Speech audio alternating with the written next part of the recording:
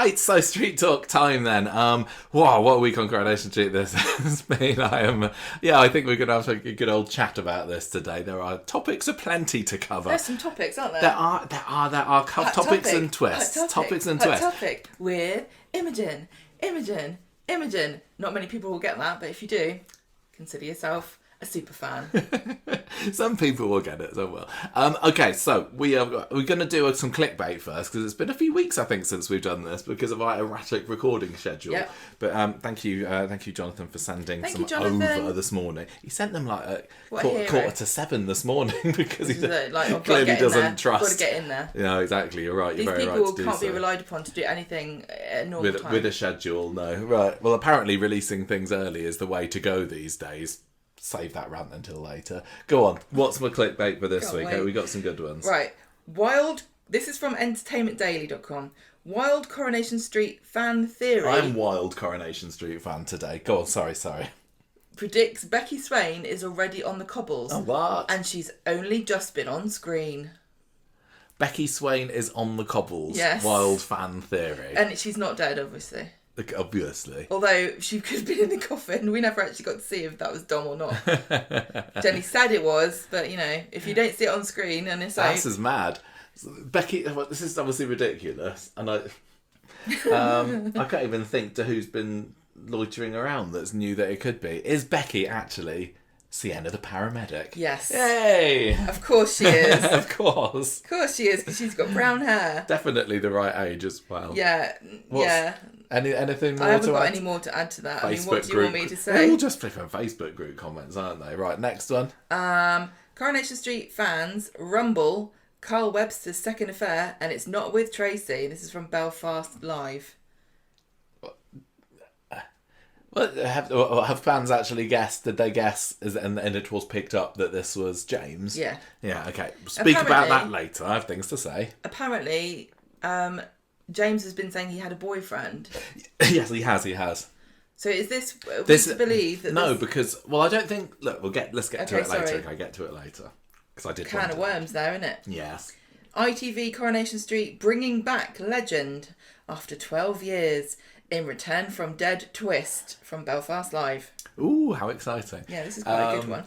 12 years, so someone died in 2013. Sunita?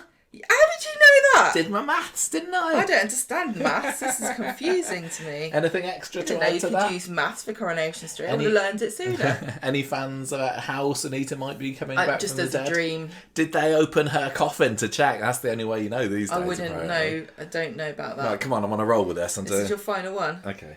You're not going to get this. Oh. From The Mirror. Coronation Street star warns of stigma after soap exit in Brutally Honest Truth. I missed that. I was looking at a notification on my phone. Sorry, say it again. Coronation Street star warns of stigma after soap exit in Brutally Honest Truth from The Mirror. Oh, so this is an off-screen thing. Is this something that Adam Hussein has said since leaving? No. Oh, okay. This is a bit of a throwback, this one. Sue Cleaver? No. Shelley King? Further back than that. Oh, I don't know. No one recent. I've got no clue. What do you think the stigma is? It doesn't matter who the person is. It's soap actors can't act. More like, just being in Nobody gives me a job anymore. Well, I don't think she's saying that. Oh, it's a she. Gave it away. Was somebody else there. I don't know, who was it? Katie McGlynn. Oh, who okay. played Sinead. Okay. Oh, wow. I don't think she's saying, you know what it is, the usual, I just said one thing and then... Yeah. Okay. There we go. Thank you, all those lovely clickbait headliners. Okay, so we've got 5 stories this week, although one of them is incredibly short. Gemma's raising her hand for the sir, can I just for the teacher. Stop. You're just getting me ready for the new term starting next week. Okay, so this Becky Swain stuff, right? Mm-hmm. This is a supernatural thing that's happening here, everybody. This is called an egregore, right? This is a thought process, a thought form that is created by a group of people thinking really hard about something, okay? So like Father Christmas, he could be made real by the belief of all the children in the world that he's a real thing. Right. So because everyone keeps talking about Becky Swain being alive, we are going to create it and manifest it in the universe as an egregore. So just be careful. Never heard that term before. Yeah. Oh, I trust in reality coding. That's all I can say about Well, it's that. kind of the same thing. Right. Well, we So will just see, be won't careful. we? Just be careful. We will see. Well, what I will actually say, I don't want to give any spoilers or anything for upcoming scenes, but what I will... But Becky Swain's going to be in it next week. Becky Swain? No.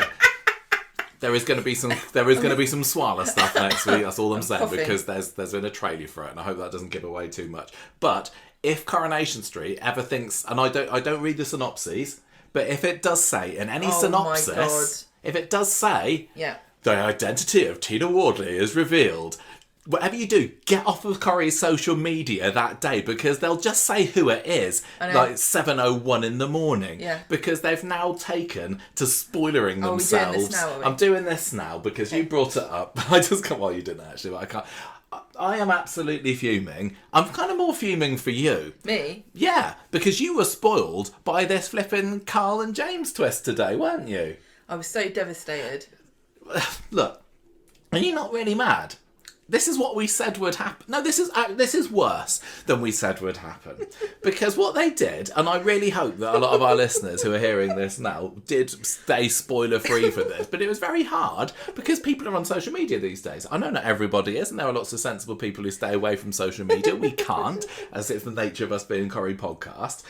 We're the real victims. We're the real victims. No one cares about us. So, Coronation Street, right? 8 o'clock, Monday, Wednesday and Friday. Yes, it gets released on the Hub at 7 in the morning. 8 p.m. 8 p.m. 7 o'clock in the morning on the Hub. 7 o'clock in the morning on YouTube. I was dead against that when it happened, and I'm not going to say it hasn't been useful.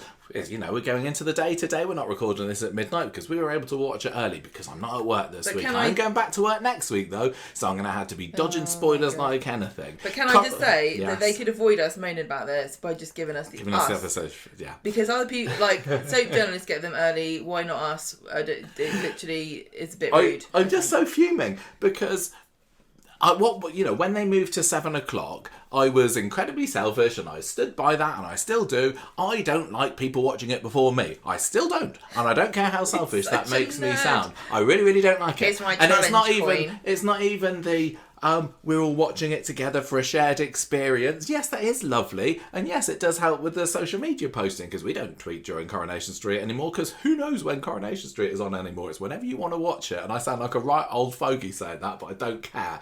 So I said that when it was moved to 7 o'clock in the morning, watch out, because people are going to spoil it on social media. And sometimes they have. I've seen a couple of spoilers during the day for it since then, and maybe that's my own fault for going on during the day, but I shouldn't feel that I have to limit just opening up a couple of apps on my phone just for fear of people spoiling things. Why can't people keep it under their hats until 8 o'clock? We don't put our shorts on until 9 o'clock in the evening. We don't put spoilers on social media until things have happened at the normal broadcast time. But hey, maybe I'm living in the past and the normal broadcast time is now 7 o'clock. But what I didn't expect is for Coronation Street to start putting their own spoilers for something that was supposed to be a big unrevealed mega twist. Honestly, what do they benefit? What the hell was that this morning? Who decided, hey, I know what we're going to do, keep something quiet until the day of the broadcast and then put it online for all and sundry to see before most people have had a chance to watch it. We've been saying for years, Coronation Street has been dreadful at keeping things under their hats. They love a good spoiler. They love putting in the synopses, all the big twists that are going to happen. But every so often they don't. Sometimes they keep things really quiet and say, aha, you didn't expect that Julie had cancer, did you? Because we didn't tell you that. Hey, what a great twist that is. But at least they didn't spoil that in the morning. Now they're saying we're going to keep something quiet for the first time in months and then go and parade it around the internet. Well, what on earth is that? And I know that you could say, well, Corrie's social media only kind of teased it this morning because they put a tweet on at, 8 o'clock was it? Saying, hey, Carl's got somebody new that he's shagging around with. Click on the link to find out who it is. That doesn't count, Corrie. That's still putting it out there. And you clearly had an embargo for all the other soap journos to go open the floodgates with whatever you want. I don't know whether it was 8 o'clock this morning or 7 o'clock or what have you, because they did. So now, and I'm not even including myself in this, because I was not spoiled on this. I'm mad for all the people that were spoiled on this. I'm mad at Gemma because she's just quietly... Hang on, you're mad at me? No, I'm mad for you. I'm mad for you. Because you saw this spoiler because Coronation Street decided it was okay for soap journalists to write all about it. Hang on, I don't know if you can say that. Well, they did. No, there was an embargo, and it went and it was up at 8 o'clock. Inside Soap, but we don't follow. 8 a.m. I think it was 8 o'clock this morning. Inside Soap Instagram. We don't even follow them, but I think it was Jonathan Howard, who plays Carl, reposted or whatever it works on Instagram. I don't know. Again, my old man syndrome kicking in here. He posted something that had been put on there, and it was like, hey, look, Carl's got a new person. It's James. First thing this morning. I think it said that. I can't remember. Pretty sure it did. It's so... It's just... I can't even speak. It's just such a stupid thing to do. If you're gonna put a twist in there and put it in the synopsis, okay, fine. This was a great example of something that lots of people didn't see coming, and you, Coronation Street, have spoiled that for people who couldn't get up to watch it at 7 o'clock because, I don't know, maybe they've got a job and they're going to work. Seriously, it's utterly, utterly maddening.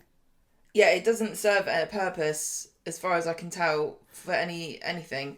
Promote it after at 9 o'clock. Sure. One thing I would say is that I know that the Swallow fans get super excited and they don't seem to mind spoilers very much. And so if you're expecting anyone to keep a secret about what happened with Swallow in an episode, you're having a laugh. But on the whole, most Corrie fans were pretty good at policing not putting spoilers up until yes, they were. The Corrie episode had been on, and maybe it is the Swallow stuff that's pushed it a bit so that people accept any spoiler now. Before the show's been on at 8 p.m. Yeah, but you can't blame them for being excited. But it doesn't make any sense because I would have really liked to have seen that and had my own reaction. I will let slip that we did know Carl was going to end up with a bloke. Yes, we did. And I'm going to be completely open with this, apart from some details, because I'm not going to say how we knew, but we've known for what, a week and a half maybe, that Carl was going to be he was going to end up with a bloke, like you said, but didn't know when it was going to happen, didn't know when it was going to be revealed. Really far in the future. Yeah, I imagined it would be as well. I didn't know who it was going to be with. And so I was a bit disappointed that I found out about that, but hey, that doesn't matter. But I didn't know that it was going to be today. Didn't know that it was going to be with James. Same with you. Now again, and I completely blame myself for this. I went on Digital Spy Forum the other day, and I saw somebody theorising that Carl and James were going to end up together. I think there was something probably where that article came from. To be honest with you, what article? The one that said that. Wasn't there an article? Oh no, that was last week. Yeah. So I think there was something in one of the synopses that's like, oh, there's a surprise at the hotel. I can't remember. And somebody very cleverly put two and two together and said, oh, I wonder if it's Carl and James. And that's fine. We do that all the time. Yeah, exactly. It's just a theory. It's just, and I saw that, and because we'd been told previously, Carl's going to be bisexual. I was like, oh, that probably is what's going to happen. Actually, oh, I really wish I hadn't read that. Okay, that's on me. I am owning that. And I went into today's episode thinking, oh, I bet it's going to happen today. That can be quite exciting if it does. And then it did. But I was a bit less excited because I'd seen the theory beforehand. And, that's totally on me. But I do not take any... What? It's not my fault because it clearly isn't, that Coronation Street thinks it's a good idea to put spoilers for their episodes online 8 o'clock in the morning, 12 hours before the regular broadcast of it. That's on them, and that is ridiculous. And I don't want Coronation Street to start doing that. I don't want this to become a habit. It just honestly makes you think, what's the point of ever watching it? Honestly.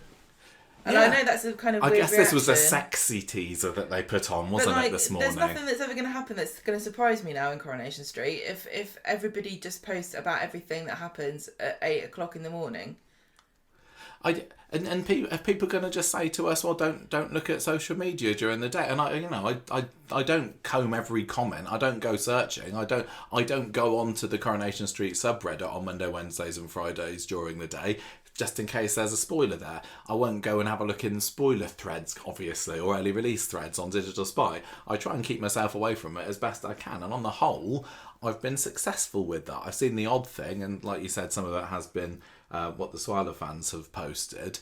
But even then, it's not been something that's been as big a twist as this. Because this was a proper good twist. I'm not criticising the twist. I think that this is actually like, oh wow, and I'm really excited to find out what happens next. I totally don't care about it at all because it was ruined. Because it came out of nowhere. Not many people saw it coming. And I've now looked at comments on on the Corrie Twitter and I think Duncan Lindsay's tweets, and people were saying, "Oh, this is amazing! I was watching it first thing this morning, and my wife and we both gasped." And then other people were saying, "Oh, that spoiled it now," or why are people saying that? Or just various variations of, wow, I didn't see that coming. And that is a really good twist that people wouldn't have seen coming on the whole. It's a really inelegant way to promote your show, to ruin the purpose of a story. Like, you could have gone, I know that they said, oh, who's Carl sleeping with? Click here to find out. But they opened the floodgates by doing that. You can still promote your show. They do it all the time without spoilers. Why don't they do non-spoiler things based on the information they've already given out? Even if they'd put something up, we will get onto I said there'd be a rant. I said on our Twitter today.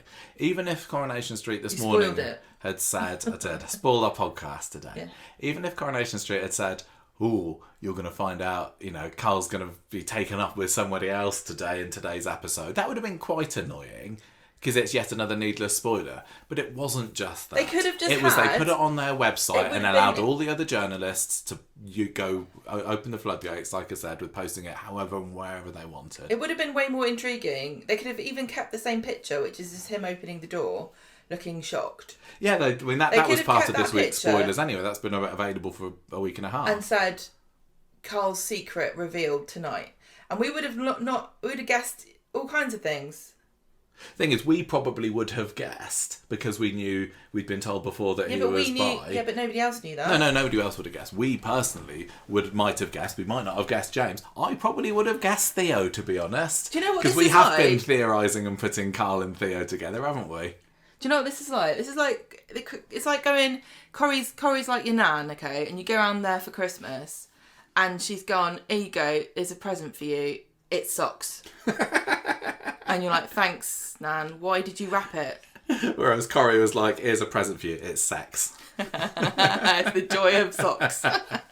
Look, but you know what I mean? Like, don't wrap it. Don't bother. What's the point? Just tell me. Why don't you just... Here's an idea, Corrie. Save us some money. ITV, don't need to worry about this anymore. Just send us the scripts. I honestly think... Why bother? Why bother filming it? I think that they wanted it to be a bit of a raunchy tease to get people to watch it. Because the glistening torsos of Carl and James that were in these two photos, I'm sure might have got a couple more extra people tuning in, and that's what they want. But God, maybe try and hook people in by making the programme better. So I don't want to be too horrible about it. Well, no, it would have been... But... Yeah, I'm super disappointed. I gave this today's bobbins because Coronation Street ruined it. I'm totally not above being petty. Everybody knows that about me. I am the pettiest person in the world. And so this whole week's getting a 1. No, it's just not. So you know. Well, I mean, for goodness sake. Right, look, there was lots of other good stuff this week. Talk about self-sabotage. It's utterly ridiculous. Like, the people that are on your social media, the people that care about it and want to be surprised. You're never going to surprise anyone ever again now. What are you thinking? I just hope that this is a one-off and a blip. And I hope that people kick up a fuss about it so that Nobody cares what we think. But I think elements of Coronation Street's marketing and social media work in ways that, they don't need to be tailored to us specifically. There's a whole load of people that they want to try and get watching Coronation Street, but I just would like to register my disappointment, please, and then move on and talk about the other things. it doesn't. But it doesn't achieve anything to spoil a twist. I know. It's like when you go and see an M. Night Shyamalan film and there's no twist at the end. You're like, what the hell? What happened? I thought that they were all dead or something. Yeah. Like if there's not, and going into it for film, if you go, oh yeah, there's a great twist in that film, you've just ruined it for everybody because they spend the whole time trying to work out what the twist is, and this wasn't even that. Coronation Street just went, oh yeah, there's a twist. He's bi. This is a little bit like going to the cinema to see an M. Night Shyamalan movie and maybe thinking that there's not going to be a twist, or maybe just any movie and not thinking there's going to be a twist. But when you buy your tickets, they give you a little envelope that says, the end of the film, we've written it down, it's in here. Look if you want to, you don't have to. People are going to look because we can't help ourselves. It is a bit like that. But then it's also some other people in the lobby going, hey, I've opened up the end of my film. Here's how it ends, everybody. This is like walking home nicely with your copy of Harry Potter and somebody screaming out the window that Dumbledore dies. Are you? Oh, I hope you haven't spoiled that for anybody now. Dumbledore is dead. Find out who killed him, click here. Right, let's move on to talking about some other stuff. We'll actually get onto that. I know some people love the rants and some people absolutely hate them. But I don't know what you're doing here if you don't like rants. It's fairly rare that we get something like I'll tell you this. what, a Michael rant is a super rare even so. It is. Maybe no, I can't even move on. I was going to say maybe put a timestamp for end of rant, but... No. Right, so we're going to talk about... Well, no, we've got that story first. We're going to say goodbye to Ardy first in the Alas We Ardy Knew You story. I've also kind of slashed but Asha crashes because she's having a bit of a mental breakdown, isn't she? But you remember we had Asha Pashes once when she was in love, and I couldn't think of anything better. Why can't we use Brimful of Asha for something? It's because it's so non-specific. It's very Maybe if she dies in a fire. Yeah, maybe. Next Just an idea, Coronation Street. Is going to be the Carl and Abby's storyline, and this is one that works much better written down than spoken out loud, but I'm calling it Abby Webster. Because if you write it, it looks like Abby Webster. Maybe you can call it like Abby and Abby Webster. I don't know. I'll let that simmer for a little bit. Percolate. Yeah, exactly. Undertaker Under the Thumb is next. That's Todd and Theo. And the next storyline. Oh, this is good. I can't believe we didn't come up with this storyline title before because it makes a whole lot more sense when Christina was back in it. But I'm calling it Domfoolery because this week Jenny thought that there was a bit of Domfoolery going around, but it turns out he is actually dead. And whereas before he was absolutely tricking her. But I don't care. I think this is hilarious because this is exactly what soap watchers like us want them to literally do. What? Open the coffin. I don't believe the person in there. This is like the manifestation of every weird conspiracy theorist for Coronation Street in the past. I loved the 10 face years. that Jenny pulled when she opened it up and saw him inside. If only we'd seen this happen at Becky's funeral. Yeah, exactly. And then there'd be none of this chatter, would there? And then we'll talk a little bit about the Foster storyline. Joan Alone, I've called it, because Joan is being taken away from the Metcalfs, but there was only about 2 or 3 scenes of that, and they didn't really go anywhere after that. Right, so just everyone knows, I'm gonna be callous today. What? Just because of this, do you a spoiler hurt? Yep. No, don't. Right. Do you want to talk I'm about... not going to be nice. I'm bored of it. Do you want to talk about the Allahan storyline, or would you rather go with the Websters? No, you do this one. I don't want to be horrible to Asha. Asha is just the best. I love her. I really love Asha. She's brilliant. And I'm really sad that just a part of her has gone now. Because one of the things that I love about Asha is her bond with Ardy. Whether that's hugs or bickering or whatever... That's finished now. And even if Ardy comes back, and I'm not sure whether that's going to happen or whatever, it's not going to be the same because they're at a very particular age now, and they can still get away with being a bit childish. Yes, yeah, exactly. I mean, what are they? 20 now, I think. Yeah, they're not that old. No, but if 5 years time, I don't know. They might still. It would be a bit weird if they were. I mean, I know that David and everybody is like this with each other, but there's something special about having grown.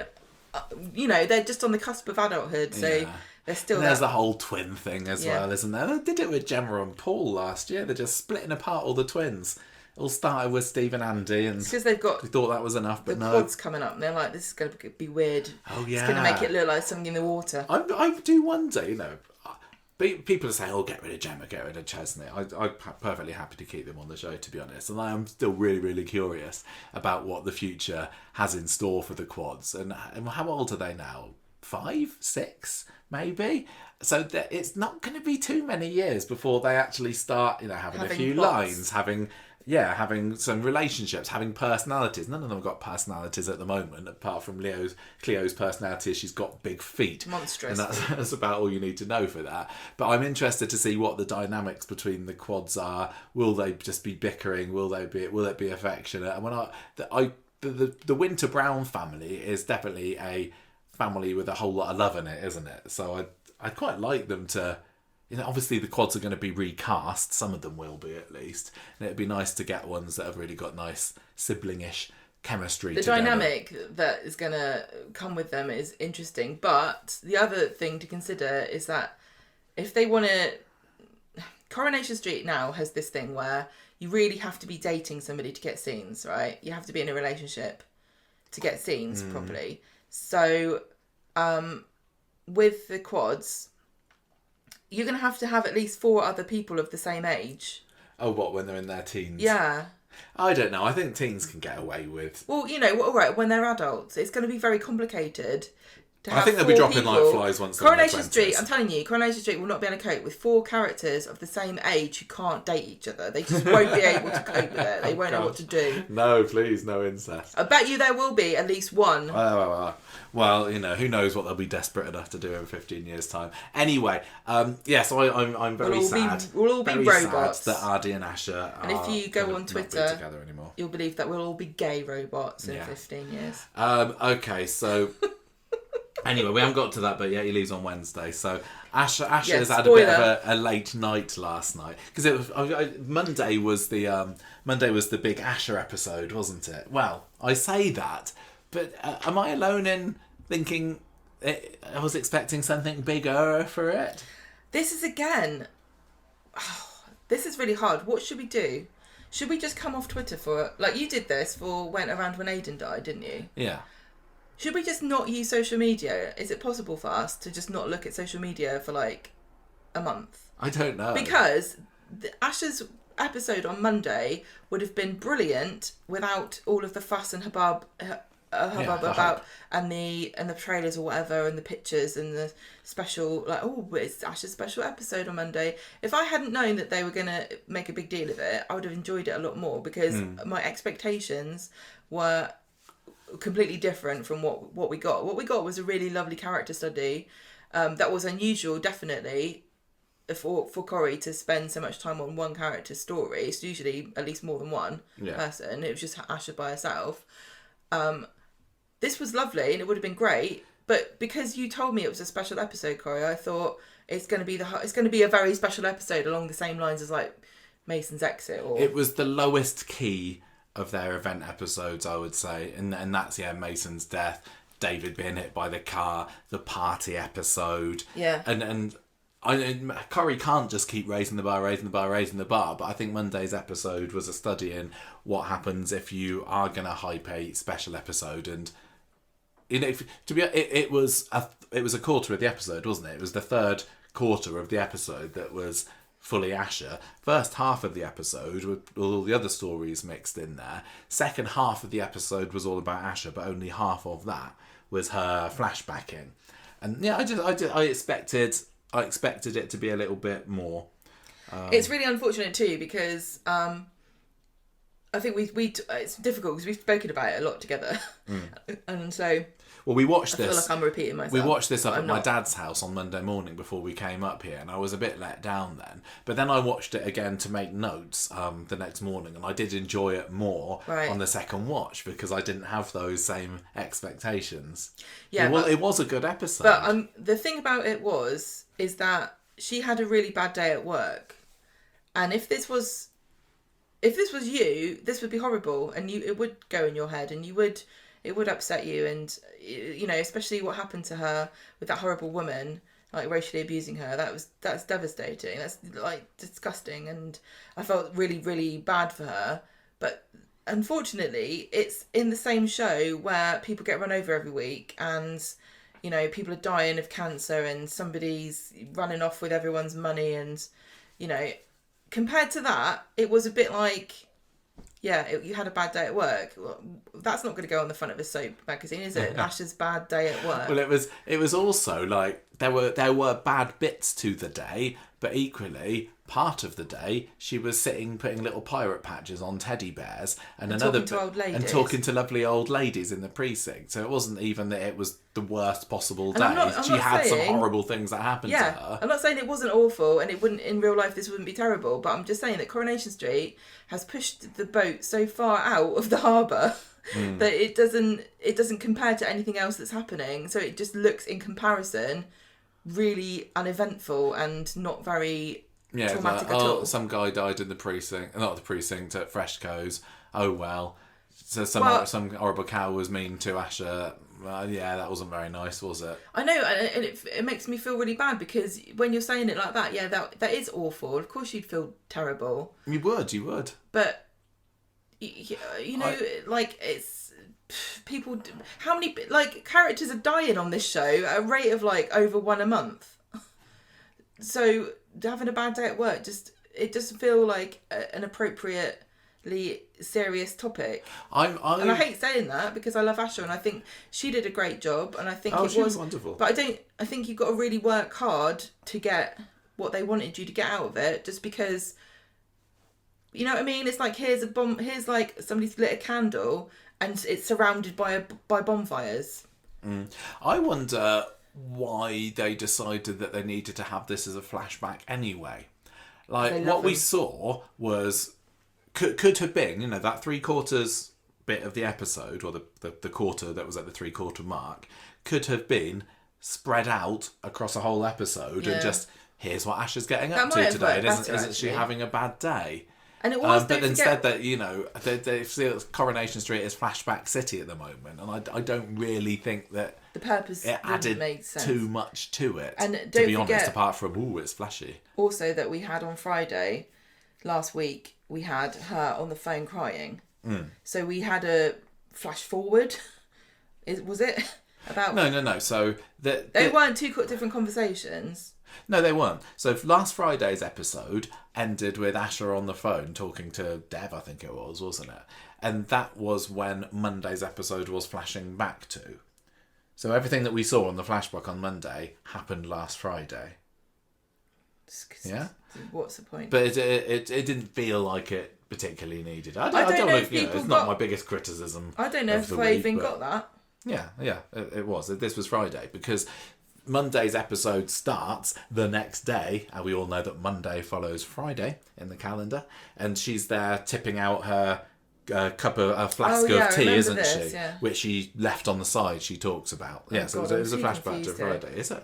Yeah, just it didn't need to happen this way. It could have, like you said, it could have just been everything happened on Monday, and she went through it, and then it would have also. I think it would have been a better storytelling device, because you would have gone on the journey of things keep happening. You know, here's everybody. It would have been a better juxtaposition. Like, here's everyone getting on with their nonsense, but here's Asher, like, literally dealing with life and death. Let's go back to their trivial nonsense. Here's Asher again helping people. It would have contrasted better. But equally, it would have also been here's some more hospital scenes. We know you love them, so I don't know just whether put them all together. What's the difference? Well, this is what they did. They exactly. Put them all That's what I mean. It doesn't make any difference. It's still the same number of hospital episodes. I wonder. You know, it was up until what was that? I was just shooting the cat. Sorry. Okay. Up until last Friday-ish. I know there might have been a few clues beforehand. I don't know. We weren't particularly under the impression that Asher was struggling at work, were we? So I wonder whether are we going to now, going forward, have more scenes of her at work and having a bad time of it, or whether that was just it, because. You know, I don't know, would it have been more effective to have just had the slow build up, and then at the end of it would have been the straw that broke the camel's back? I don't know. I've seen a lot of people also compare this to an episode of Casualty and say, like, literally they did this story in Casualty, and I don't know enough about it to say. What story? Paramedics have it hard. Paramedics, very bad day. Yeah. Yeah, I don't know. I think the fact that it was Asher having it, that made me feel a little bit more positive about it, because I do love her. I mean, it was really good to get the perspective and see what she deals with, and it's horrible. Yeah. But also, was anyone surprised? I'm not being mean. I'm not being mean, but like, if you said to me what bad things would happen to a paramedic on a daily basis, I'd say, well, probably people die and probably people are rude to you. Mm. It wasn't a revelation to me. Maybe it was to some people. Yeah. I don't know. Maybe they need to have it with like a vet, because that's one of these jobs that all the kids say, I want to be a vet when I'm older because I want to help sick animals. And then you get a character training to be a vet on Coronation Street, and they flash back to having to euthanize all these animals. It's the worst job. It's got the highest rate of suicide. I know. Well, I'm waiting for them to, do a teacher. Now Daniel's back working at Weddy High, thanks to his ad hoc interview with Mrs. Crawshaw back in July. I'm just waiting for him to have his flashback episode about what a terrible day he's had. Honestly, that would... Justice for teachers. Genuinely, I would like them to do that, but I don't think they'd do a good job of it. I'm sorry, but they wouldn't. Well, I don't know. Anyway, which is also not all bad. But you still get your stressful moments, don't you? Oh, I don't know. They couldn't. They wouldn't have enough time to do a teacher's day. Couldn't do it now. Right. Anyway, nearly an hour into the podcast. I'm not going to talk anymore. On to what actually happened on Monday, and you start to see that she's had a bit of a. Something's gone wrong. You can tell because she's saying, she's just a little bit down, and she's asking Dev if he's going to go along to Ardy's leaving drinks today, and he's still being a git about various things, and he's like, oh yeah, probably not, no. And then she goes to the sink, pours the drink in there, and then reveals that she's got some cuts on her arm. That was pretty nasty, wasn't it? That's her bloodied arm. Terrible. And she's hiding it, isn't she? It's a bit like when she hid her skin when she was doing the skin lightening thing, and she's just keeping it to herself. She obviously didn't learn a lesson there. So Ardy is sitting with Amy and Summer in the pub later, because this is his. I didn't actually, going into this week, I didn't know 100% that this was going to be his last week. I definitely didn't know which day would be his last day, but I did have that little bit of worry in me that possibly he wasn't going to come out alive. Because again, I knew that Asher had, this episode had been bigged up like Asher's most tragic day ever. Did you have anything thoughts in your head like, is Asher going to have to attend to Ardy and he dies? I did wonder, because they did say someone dies. Yeah, they did, didn't they? We saw that. It was just random. Again, cyclist. Another really bad. We didn't even see it happen, and we didn't even know who he was. Did we even see his face that much? But I didn't need it to be another known character, to be honest, the amount that they're killing off at the moment. It was very much like the tram crash. Oh yeah, the 4 weddings and 4 funerals and a wedding. Yeah, it was the taxi driver.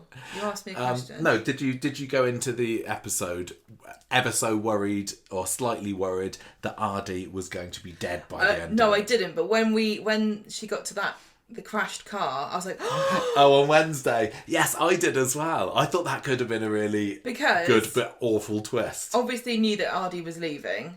Yeah. And so when I saw the car had crashed, I thought, he can't have hurt himself, because then he won't be able to go to India. Mm. Like, you don't just bandage your head up and then go off to India on a plane. You wouldn't be allowed. No, he'd be hanging around having hospital scenes. He's either... Well, I know he's leaving, so if he's in a car, he must be dead. Mm. Yeah, I did worry ever so slightly, but luckily they didn't keep us on tenterhooks for too long about that one. Well, they should have done. But anyway, so Ardy's there with his leaving drinks, and he also gets Nina and Summer back together again. They're friends after the whole leaving Gary to fester away on the ground floor. It wasn't that. It was dropping each other in.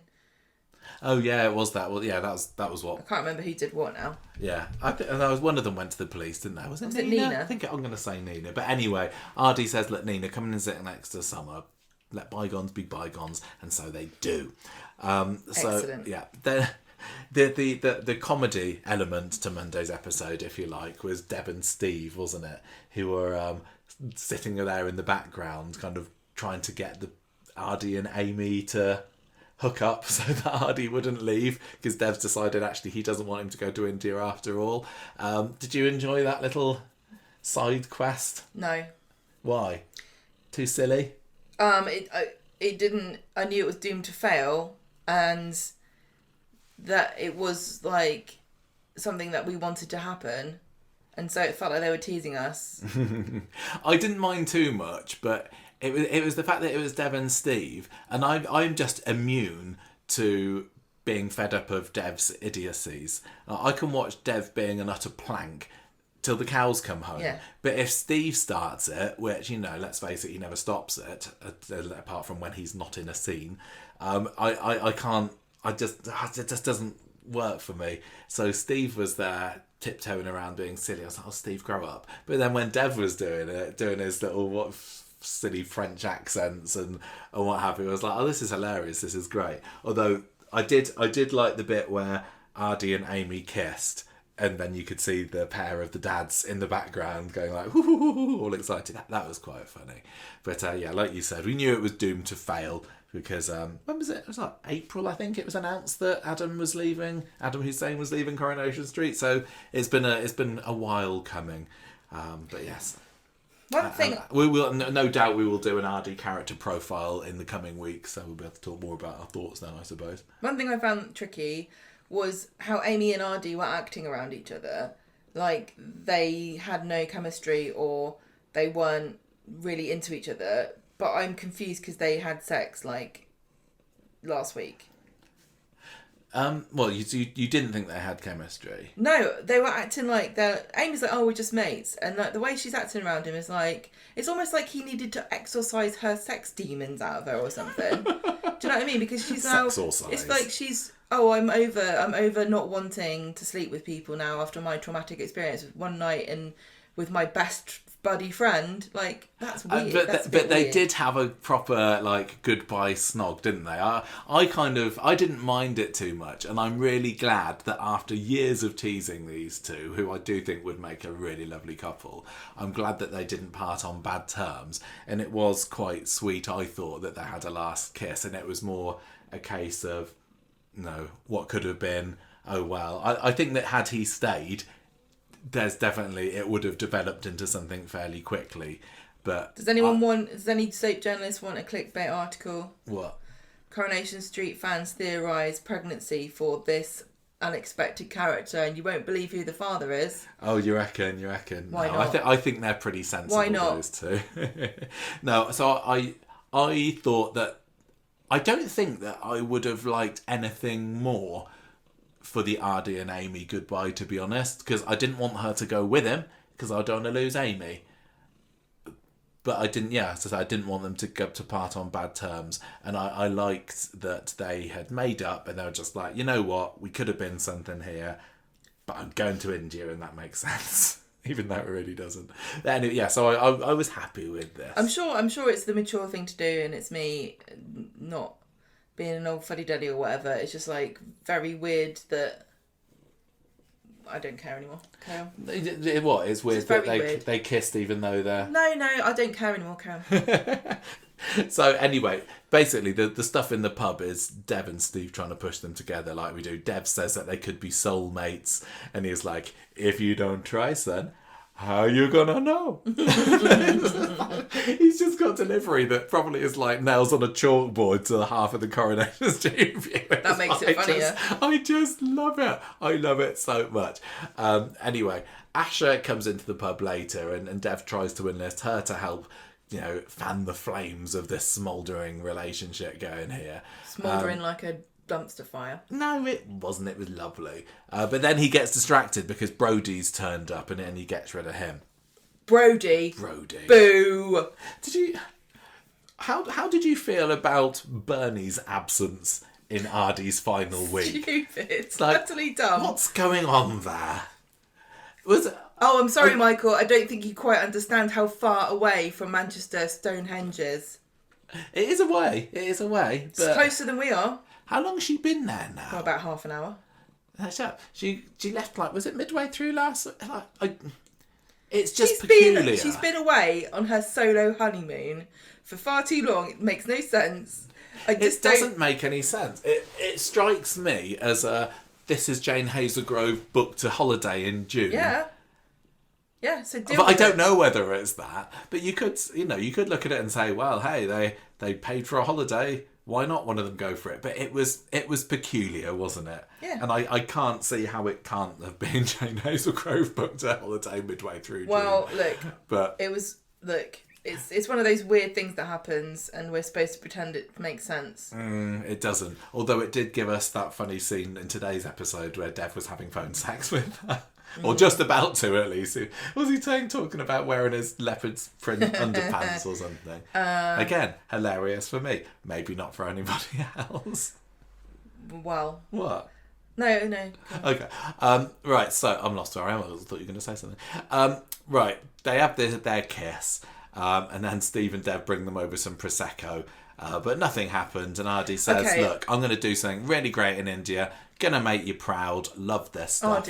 Ardy says this, and then they all have a family hug. Him, Dev, and Asha, and it was just warm and fuzzy. Before we get to what happens next, I think one of my big problems with this was the fact that Dev was trying really super hard to engineer Ardy to stay with Amy, and it seems like he had a 5-minute tantrum where he said that Ardy had to leave and go to India, and then he's done nothing but regret it ever since. Ardy doesn't seem to really want to go to live in India, and I don't know why they're still making him go.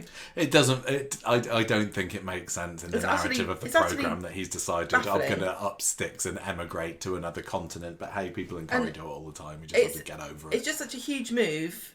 Also for a kid who apparently didn't know.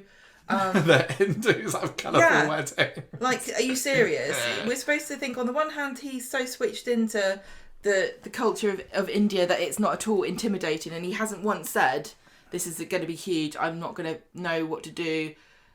That he doesn't mind going, but he also doesn't know the most very basic of things about his own family's religious. He has spent time over there, but he's lived there for 6 months, just back before the Skin Lightning storyline, because Dev and Ardy and Asha went over together, and Dev and Asha came back before he did. So it's just not consistent. It's just weird. That line really messed everything up. That one line of him going, "I've googled." Anyway, look. So they're having their hug, but but I hadn't finished. Oh, sorry. This is what I mean about Dev. This is why this thing really threw me, because he didn't need to go to India. He didn't need to leave at all. He just Dev told him to leave, and then he changed his mind. And Dev keeps sort of saying, I wish he wouldn't go. And what Ardy's saying convinces me not one bit that he's decided it's for the best. I can't see how on earth it can be for the best. And the way that Dev also said he had to go to India really felt like it was a punishment to me, which sounds awful. But the way he said it, the way he said you've got to go to India, it's like, You've got to get as far away from me as you possibly can because I hate you and you've ruined my life. And then the next day he's like, oh no, why is my son going to India? Sometimes you've just got to say, okay, Coronation Street, you need to engineer reasons for some characters to leave and not other members of their family. I'm glad they didn't kill him off, at least. But so why you just have to kind of look away and I think it just shrug. sticks with me that it's India and not Milton Keynes. You know? Yeah. Oh, well. I see, I wonder... No, that wouldn't have worked. I was thinking that maybe, Kelly could come back and they could just go off on the run together, but then that would have ruined my dreams of an Ardy and Amy coupling. I'm not going to say I could have come up with a better idea, but... Who knows?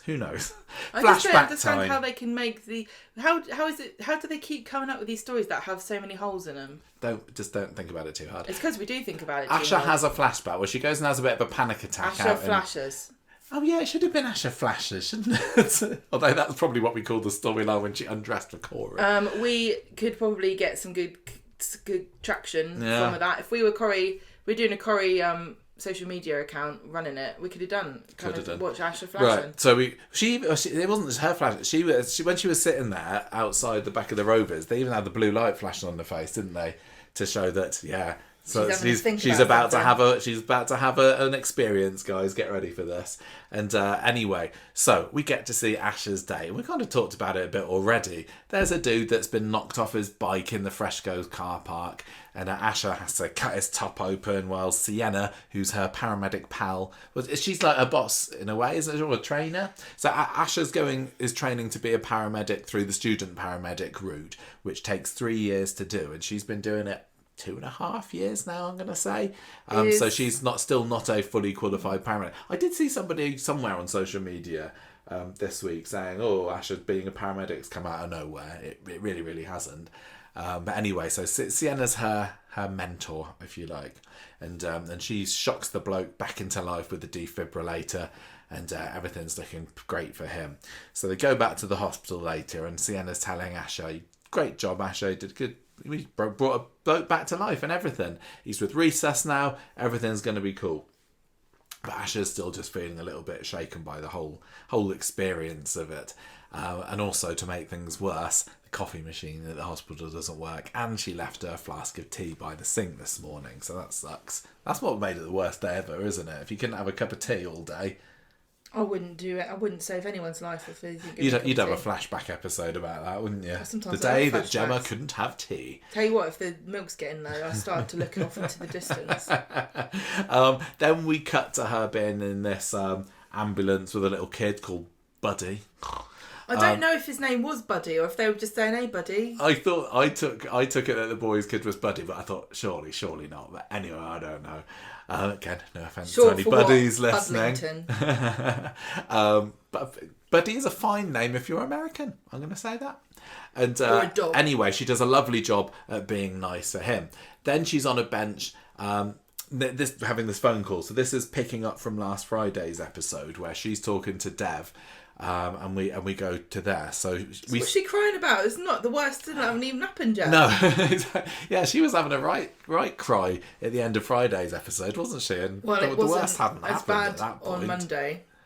What was Have you ever had that where you've had the same conversation with somebody at 2 different time periods, and one of them was much less traumatic than the other one? Yeah, we did notice that they cheated a little bit because Asher was looking. She put on Friday's episode. She finishes talking to Dev, and it was the same phone call because she has almost the same dialogue, except on one of them she says "bye" onto the end of it, and the other one that she doesn't. But it's the same conversation. Other than that, on Friday she was having a proper meltdown, wasn't she? So having a bit of a cry. And on Monday's time, when we saw the end of that phone call, she's less sniffly, shall we say, and Sienna pops over and brings her a cup of coffee. It's tea, isn't it? Why do you keep saying coffee for? And it's not a coffee machine, it's a tea machine. I thought it was coffee. I don't know. I thought it was coffee. You think it was not coffee? What country are we living in?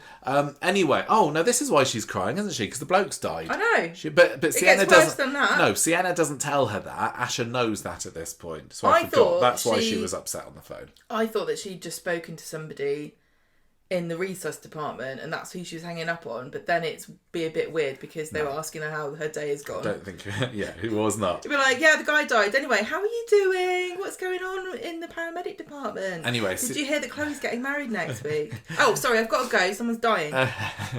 Sienna tells her it's normal to feel how she feels. Sometimes you just need a good cry, then you pull yourself together and get back on the road. Yeah, get on with it.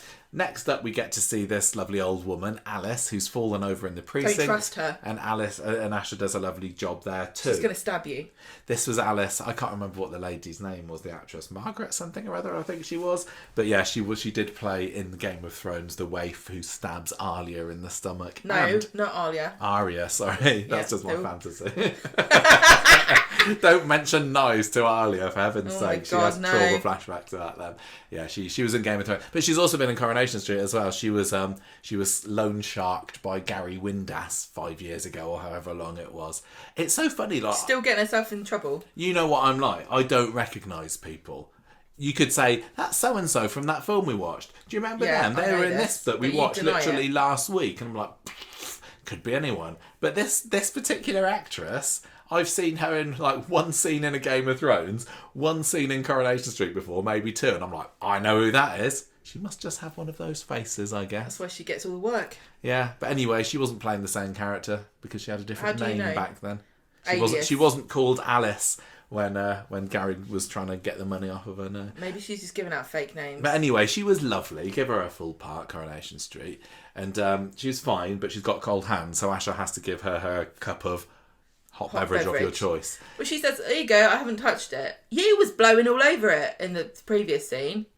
Don't worry, I haven't touched it. Oh, sorry, it's got LSD in. Sorry, Alice. Yeah, don't worry about it. They could have done that with Nina and what was it, wine and coke that she left for can I just get Christina credit here today. for talking about red wine and coke years ago? Did you? Did you invent this? If you've been listening to this show, I definitely mentioned drinking red wine and coke ages ago because it's popular in Spain. Have you drunk red wine and coke? Yes. Ooh. I have. It's fine. I see. I don't like coke or wine. Yeah, exactly. Well, it'd be like saying, have you tried mixing wee and poo together as far as you're concerned? As soon as Nina said to... It was Christina today, wasn't it? Like, here's my drink, and Christina asked what it was. I was like, please make it be something ridiculous. And I think it was silly enough, wasn't it? I don't think that's mainstream a drink enough. Nina and I are trying to make it happen. I mean, why it wasn't snake bite, I don't know, but maybe that's just too much going down the stereotype route. One of the Corrie writers went to Spain. I think this is where it comes from, and they had it on holiday and they wanted to put it in. I don't know. Because I did. I mentioned it in the podcast for no reason. Anyway, so just don't use posh wine. Then we get the horrible drunk woman who's fell over in Victoria Street. Sorry, forgive my past tenses. In Victoria Street. Such a coincidence that all of the things that were bad that happened to Asha all happened on a set. And that's, I don't want to badmouth this episode too much, because honestly, on my second watch, I did really, really enjoy it a lot more than the first time. But it's just those little touches like this. If they'd have just gone out into Manchester or round the corner, somewhere in Salford, just somewhere that's not... It's probably not that easy. I know it's not easy, and I know it costs money.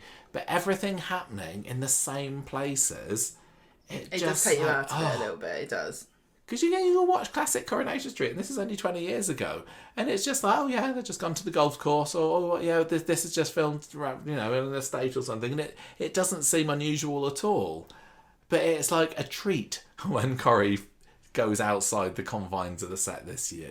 I wonder how much it's different in Emmerdale, because Emmerdale's got so much green space to shoot people with arrows. You could go all over the place and never be in the same place twice by the same tree. Yeah, that was one of the things that made it not ring completely true, that it was all in the same old places. Oh well. Anyway, don't want to complain too much. I've already done enough of that today. One star. So this horrible woman, I didn't catch her name, but I assume she was credited with one.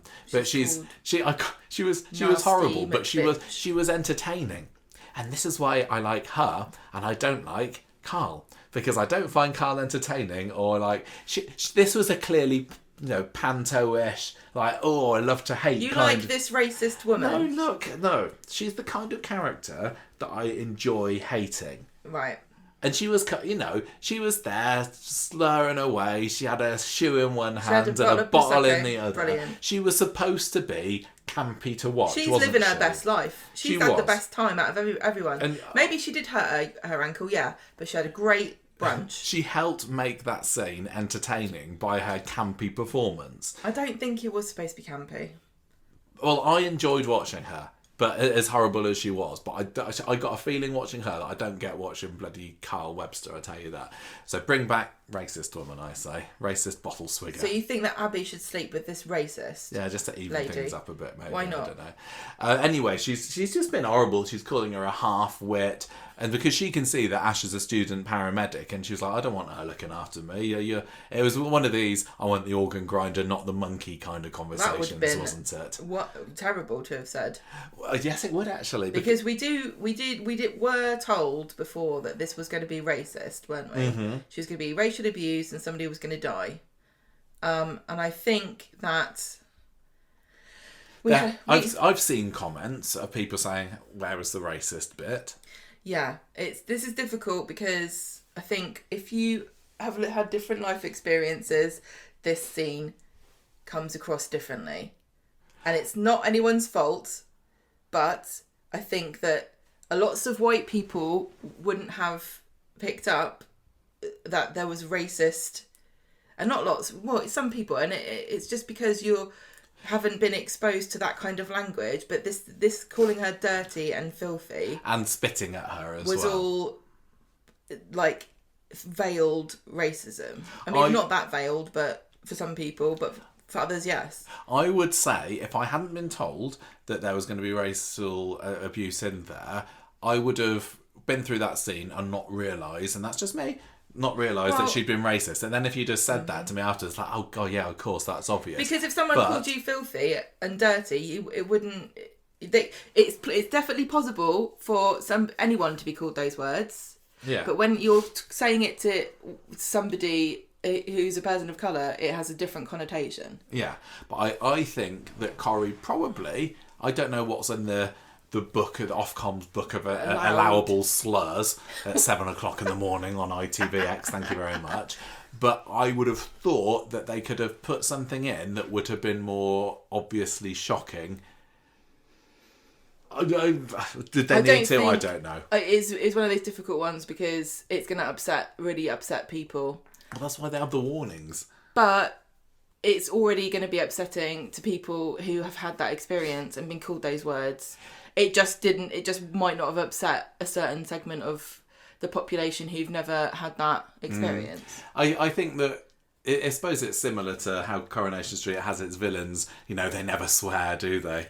Well, yeah. Apart from with the Freshco siege that one time. It also reminds me of that. How realistic is this? Because I think that that kind of woman probably would have been a little bit more direct with the wording that she would have used.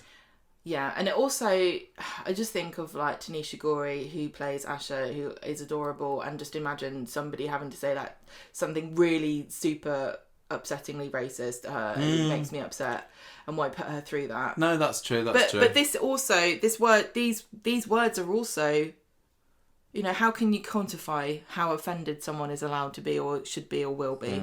I don't know. But anyway, but it also reminds me of the Bailey's party scenes. Oh yeah, the peanuts thing. Line, yeah. And it's like, it is really difficult to judge because you don't want to upset people. But if you think it's an important story to tell, you are going to. I don't know, make peace with it and shock. But for what purpose? I think it would have probably been more impactful, but it would have definitely. I don't know. I don't know if a lot of people even. That's just how it is. If you haven't experienced it and you haven't heard it being used in a racist way, it wouldn't occur to you necessarily. I don't think it's wrong that you didn't realise that it was racist. At the end of the day, I don't know. It's just not your experience. I don't know where this story's going to go, but whether it was racist or not, or whether viewers believe it was racist or not, at the end of the day, it doesn't really matter. It ties into Ash has had a terrible day and she gets, you know, her experience as a paramedic. She gets abuse from the public. She gets, you know, people dying on her left, right and centre. She had a terrible day and her job is very, very high-pressured and stressful. It's weird, though. It doesn't really matter whether you got the racist undertones that's or true. not. It doesn't matter, yeah. But it is weird that they put that in, but she hasn't really... It hasn't seemed to have made a huge amount of... She hasn't said it to anybody. I can't remember what she said to Lisa on Wednesday. I guess we'll get there when we get to the notes on there. Was it the worst thing that happened that she was racist? I think she was having a pretty tough time. Or was it? I mean, I know that she showed attack, Lisa the scratches because the woman has she's sprained her ankle or something, hasn't she? And Ash kind of takes her into the ambulance for a bit, gives her a dressing, and like, off you go, then you're going to be fine. And the woman's like, start off, no, I'm not. I want to go to hospital. And Ash is like, no. She was so good to her. She's professional. Very professional. And she's having all this thrown at her, calling her a moron. You're only out of school. You only look like you're 8. What have you. And she calls her patronising. Yeah. And a patronising cow. Yeah. And then Asha helps her out of the ambulance. And the woman's like, get your filthy hands off me. That's what she says, doesn't she? And then she claws Asha's arm. And that's where the marks that we saw earlier in the episode came from. And the look on Asha's face, it's like she was more shocked rather than hurt, wasn't she? She was like, you know what you're doing. Splits on the ground. Yeah, and then she splits on the ground. She throws the bottle at her. So absolutely dreadful experience for Asha. I think that was probably I'm going to say that was the most impactful scene of the flashbacks that we saw, which makes sense considering it was the final one. It is what it was all leading up to. I did also enjoy her vomiting friend in the background. I just got flashbacks to Yana Lum seeing her. Right. Like, again, maybe that's why I thought it was a bit kind of comedy, especially that woman before. Because she's like, oh, she's had too many. Yeah. She had a bottomless brunch and she certainly took advantage of it. And then Sienna has to go and deal with it. Do you think she was credited as vomiting friend? Vomiting friend. Or spewing mate? Yeah, she didn't probably wasn't credited at all, bless her. Yakking pal.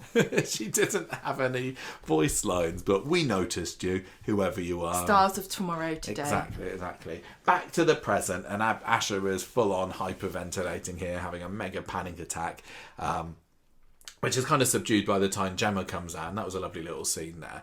Because Gemma kind of bonds with her. I mean, they've already got a bond, haven't they? Because they're kind of semi-sisters-ish since Bernie and Dev have been married. But I can't keep track of it. I know. But Gemma talks about... I really struggled after the quads were born, but it was Paul who clocked that there was something wrong with me, and now he's not here, and I miss him, and we got a sixth sense being twins. Yeah, exactly. And Ash is saying, like, I'm fine, and Gemma says it's all right not to be fine. She says, look, people who know you and love you want the honest, ugly truth. So that was really, really lovely seeing from Gemma there. But she doesn't actually get to it. She doesn't with her, but I appreciated that Gemma took the time. Yeah, and this on is her kind birthday. Oh yeah, it was her birthday, wasn't it? A double badger. Yeah, she Gemma can so often be used for the stupid, silly lines or the gross out humour or whatever, and people say, "Oh, I hate Gemma. She's gross." But it was scenes like that I often think of when I think of Gemma, and she actually has got a big heart in there as well. So I hope that they lean more into that as the storyline goes on. Auntie comes out to see Asher later because Gemma's popped in to get some water, and they have this lovely scene where he's saying, "You're ace. I'm worried you don't know that," and she's having people all week telling her, "Oh, you work so hard. You're doing a wonderful job," very difficult. and she can't take it because she knows that inside she feels like she's collapsing. But anyway, she's just about to tell him what's been going on, and then Dev comes Devin out from the side door. So this is when he's doing what he's like, mon petit pois. I don't even know You're where off this to India soon. You've got to learn French. comes from. It's very big in India. I just want the writers to let Jimmy Harkishin ad lib all just his write lines. the scripts for everybody. See what happens. Yeah, do it. Anyway, Asher comes back inside and she sits with the girls for a bit. Can we move back on to Ardy? Considering this was Ardy's final week, it really was Asher's week. Yeah, it was. Wasn't it? It was a bit weird. Like they're like, let's just make it about someone else. But I suppose that in a way ties into she's been the main twin of the show for the past 5 years. Like she's had far more bigger storylines than he has. She's the surviving twin. She is. Well, I mean, he got recast. She didn't. I know. Anyway, he tries to make peace with Lauren, and she's does. mostly cowy about it. Because he's like, look, I know it's my fault. She's like, yeah, it is. But she does at least, I'll give her credit, say, I can see how sorry you are. So they don't live on, he doesn't leave completely on bad terms with her, but she can't help but get a bit of snark in there. Then he goes and extracts Asher from her mates to try and find out what were you going to say earlier, and she's like, oh no, I'm just going to say it's going to be weird not having you around to annoy me. And Ardy says that if you want me to stay, you will. And that was that was an interesting line, because it kind of does lean into the fact that he's not 100% committed to this trip, and he was almost, do you think, asking for permission to not go? It did feel like that, but maybe that's my wishful thinking, because I think the whole thing is weird. But anyway, she's like, I'm going to be okay. But to be honest, yesterday's shift really did me in. I just want to go home and lie down. We were saying before this week started, why would Ardy leave knowing that Ash is going to have a terrible day on Monday? I can't remember whether I knew... He had a terrible day on Friday. Yeah, but I can't remember... See, it's confusing. ...going into this week, whether I knew it was going to be flashbacks or whether I thought it was going to be she was going to have a terrible day on Monday. And then I was thinking, why on earth would Ardy leave after Asher's terrible day? But she's keeping it under her hat at the moment. Well, I'm glad that it's all happening in one day, and so every day from now on will be fine. Are you concerned at all that Asha from this point onwards is going to be the one that just has misery heaped upon her, and she becomes the next Corrie victim. I don't think she's going to make it as a paramedic like this. Do you not? Well, I mean, this, like I said earlier, and again, well, I can't do disclaimers every time I say anything. I don't think this was a super atypical day as for being a paramedic. Like, Sienna was there. Sienna, I don't know if she saw the scratching and stuff. No, Sienna didn't. But this won't be the worst day Asha ever has. This isn't the end of it. This is the beginning. Yeah. Well, this is what kind of she talks about with Sienna, and saying you know this is how it is. You I guess you do learn to grow a bit of a thick skin, but still keep your empathy as well. Well, there's a very nice conversation we'll get to with her and Lisa talking. And Lisa says, they don't see you, don't take it personally. They see your uniform and they attack that. And it's horrible because Asha, when that woman was racist, it was a similar thing. That she didn't see Asha, she saw this colour of her skin and she attacked her for that. But Asha can't take that off at the end of the day. She can't decide, I don't want to be this. Like she could say, I don't want to be a paramedic anymore. She's got to go forward in her life knowing that anyone that she sees could be one too many drinks away from reacting to her like that. And it's very interesting to me that they put that in, but they haven't really lent into it that much. Because for me, that's the worst bit that happened. It still feels like it's the beginning of something. And, yeah, it does. And we've got minimal Asha on Friday. So I don't know, whether we're going to get to see a bit more of this as the weeks go on. But I don't like Asha because she's sad and she cries. No. So Coronation Street, don't go down that route. I know that you don't Too many a character have been ruined or near ruined by doing that. Specific. Too many a female character. Yes. The men don't have all these deep thoughts and second guessing and sitting around and it's really weird how women seem to have way more of an internal life and thoughts and emotions than the men do. Because men only care about beer and football and boobs. But the way Corrie goes sometimes, you might think that's true. I mean, even if they do go down that route with Asha, I would hope that she can still come around the other side of it because, we've been seeing a little bit more of Summer recently and all of the negativity and fed-upness that I had of Summer, 3 years ago was it? It's completely gone now. I have got no ill feeling towards Summer now. I quite like seeing her at the moment. Yeah. And she has been, kind of goofy and happy and smiley. But it was a close call. But you see what I mean? Because they just dumped on her back in 23. But that's what or 22. I don't know. I mean, we've said this before about it's not new. Everyone says this about female characters in Corrie, and I'm trying to think to myself: am I being biased and thinking that when it happens to a man, I don't notice or care or pay attention?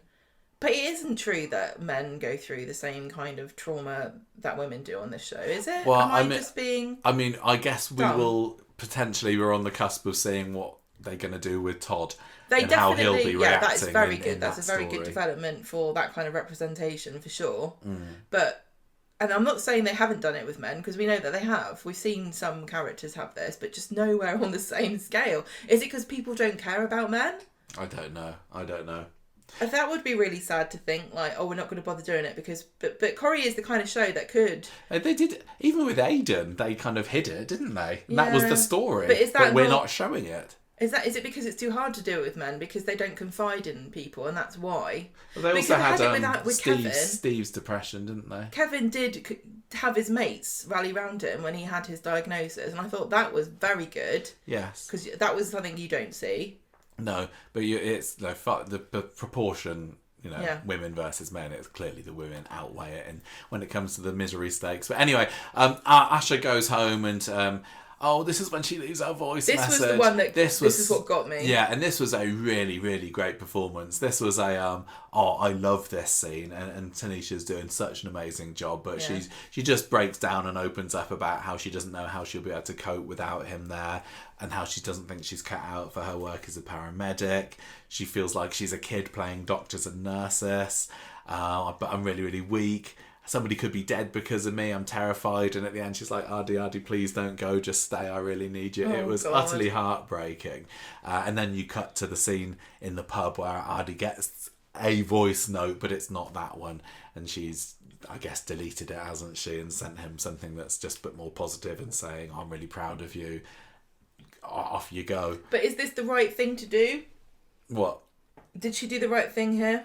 I think that she probably did. I think that would have... I think that she knows. I think she's clever enough to know that if she sent him that message that she was going to send him, it would have potentially ruined his chances. He wouldn't have gone. And she would have felt guilty about keeping him behind. If he had stayed, and she's already feeling bad enough, so she doesn't want to feel worse because of that. If he had stayed, it wouldn't have helped her because she would have felt bad about making him stay. Yeah, exactly. So I thought that was really well done. And when he was picking up the phone, I was like, oh, what's he going to say?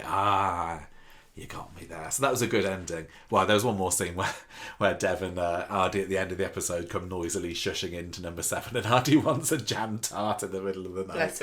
Bless him. And that was the end of Mondays. So Wednesdays comes in, and Ardy's got his posh breakfast. And Dev's saying, like, Asha, you should stay at home. Don't go into work today. You got to say goodbye to your brother. And she's like, no, I've got to go into work, which she does. So they have a little goodbye hug there.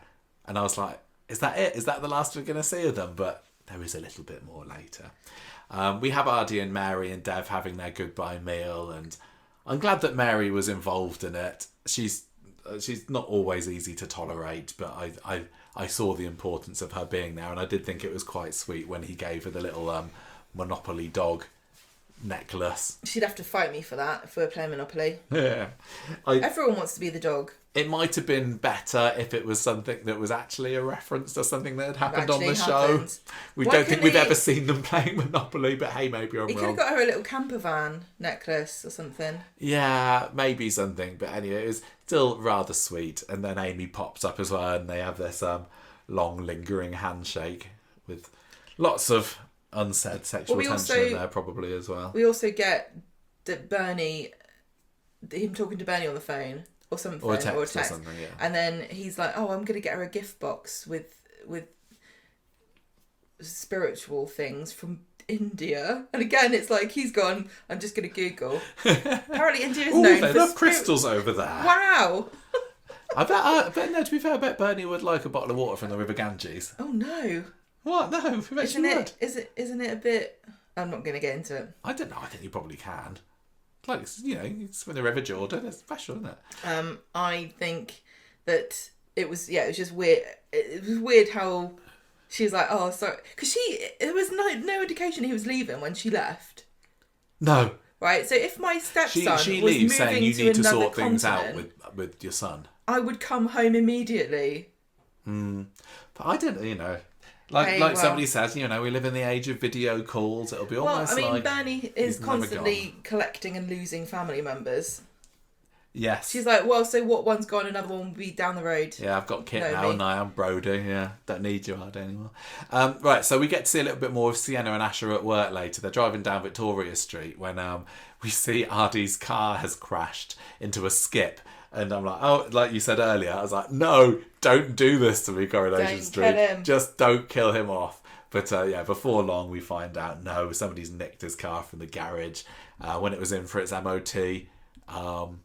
I guess. Did they say that it was getting MOT because obviously it needs to be sold on because I don't think he needs it in India? I don't know. But anyway... well, he can't... What do you mean he needs it in India? Is he going to get it there? That's what I said. He doesn't need it in India. So I guess he's selling it. You're not listening to me. No, I am listening to you. I'm just laughing at the concept that you would import a car to India. But I don't know. If you need a car in India, you buy one in India. You don't Yes, exactly. I'm going to drive it there. That's what I said. So he's probably selling it on. So he's getting it MOT before he sells it on or something. Of course he's probably selling it on. Look, anyway. Asher comes up and runs up to him and they have their hug. But she's pretty shaken by the whole thing here. Yeah, because this is not like a normal reaction, is it? Like... You think your brother's going to die? I know, but this died. is all influenced from her fragile mental state, and she's now thrown even further into turmoil because it's just adding on top. So they'll go back to number 7 to cool down a little bit. And she's like saying, Ardy, just don't let this stop you from leaving, please. So later on is Ardy's final scene. And he says, I've left you, again, like with the dog on the chain, that we're supposed to go, oh, this has got sentimental value, because they're saying in this scene it's got sentimental value. He tells her, I've left you my special hoodie. Has that been mentioned before? Has she been Now wearing... I'm saying it out loud, I'm thinking, maybe there was something with Ardy's hoodie back in my memory banks that I've forgotten. But anyway, he's left her a hoodie. He goes off in the car, has one last look around the street, and off he pops. What did you think of his final scene? It's one of those ones where you can't do that much else, can you, really? No, he got a taxi exit. Dev drives. Well, whatever. Dev taxied him to the airport. It was quite sweet. Yeah. He didn't have that exciting final line, did he? He said, you know me never, is his last line for the street. Can I just say on record, I don't like final lines that don't stand alone. I think it'd be super easy to make every character have a line that doesn't rely on somebody else saying something first, that can be used in its totality. Do you know what I mean? I don't mind too much. Well, I mean, do. Elsie Tanner's, now there's a question. That doesn't stand on its own, but it doesn't. iconic, isn't it? Well, so. We were talking about exit storylines and characters and how many characters just go without a fanfare and how long of a exit people should have, and there's always lots of discussion about if you have a favourite character, you kind of get annoyed if they don't have a prolonged exit. Yeah. But I was saying to you, how many storylines this year have not been partly about somebody leaving? I know they have. So many of this year's stories have had to revolve around a character's going to be leaving through this. Because we've had, what is it? How many? 11 or something? Or am I over counting? No, it's not that many. But like in a week, in a week stories, almost every week, maybe I'm wrong, feels like there's been an element of somebody's going. Yeah. Well, so this is sure, the there's more to balance. come. I'm just defending Coronation Street here. This is the balance you got to take, because we were all kind of shocked at how quickly Yasmin went. But it's kind of refreshing in a way, because she just went, I'm going, I'll see you later. Whereas everyone else is like, oh, shall I go? I don't know. Should we have a trauma about it? Yeah. Okay, well, I'm over it now. I'm going to go anyway. I thought this was an alright story on the whole for Ardy. Yes, they kind of villainised him a little bit, but not really, because like I said, I think he was just being dumb. Yeah. He can't help it. No, he can't. I said something really stupid to you earlier today, and I didn't mean anything by it. I can't remember what I said, and I was thinking I was going to refer to it on the bus. Never mind. Insert your own dumb thing that Michael said here. They go to... I do remember you saying something particularly dumb today, but I can't remember what it was. So it's just can't help it. Just dumb. So they go to speed dial later, don't they? And Asher's there, and Brody comes in and has a bit of a... with his lackey, and he has a bit of a go at her, and because he's the one... No, he did steal the car, but Asher doesn't know that at this point, does he? Does she? Well, they were having their own thing, and then she gets upset and tells them to shut up. And then, is this right? Yeah, I think so. And then, but she's also got beef with him because of the whole drugs thing. Yeah.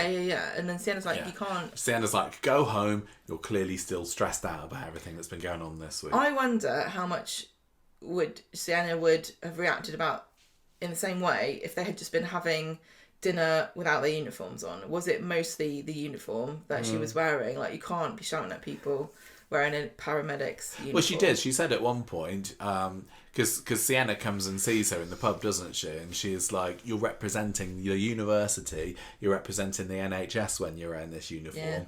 Yeah. You can't do this, anything more like this, and I'm going to have to report you. Well, I want to have my lunch as not being in the NHS. Thank you very much. Exactly. Was that the pub or was that her house? I can't remember. See, the good thing about being a teacher is you can just slag everyone off all the time. Nobody knows you're a teacher.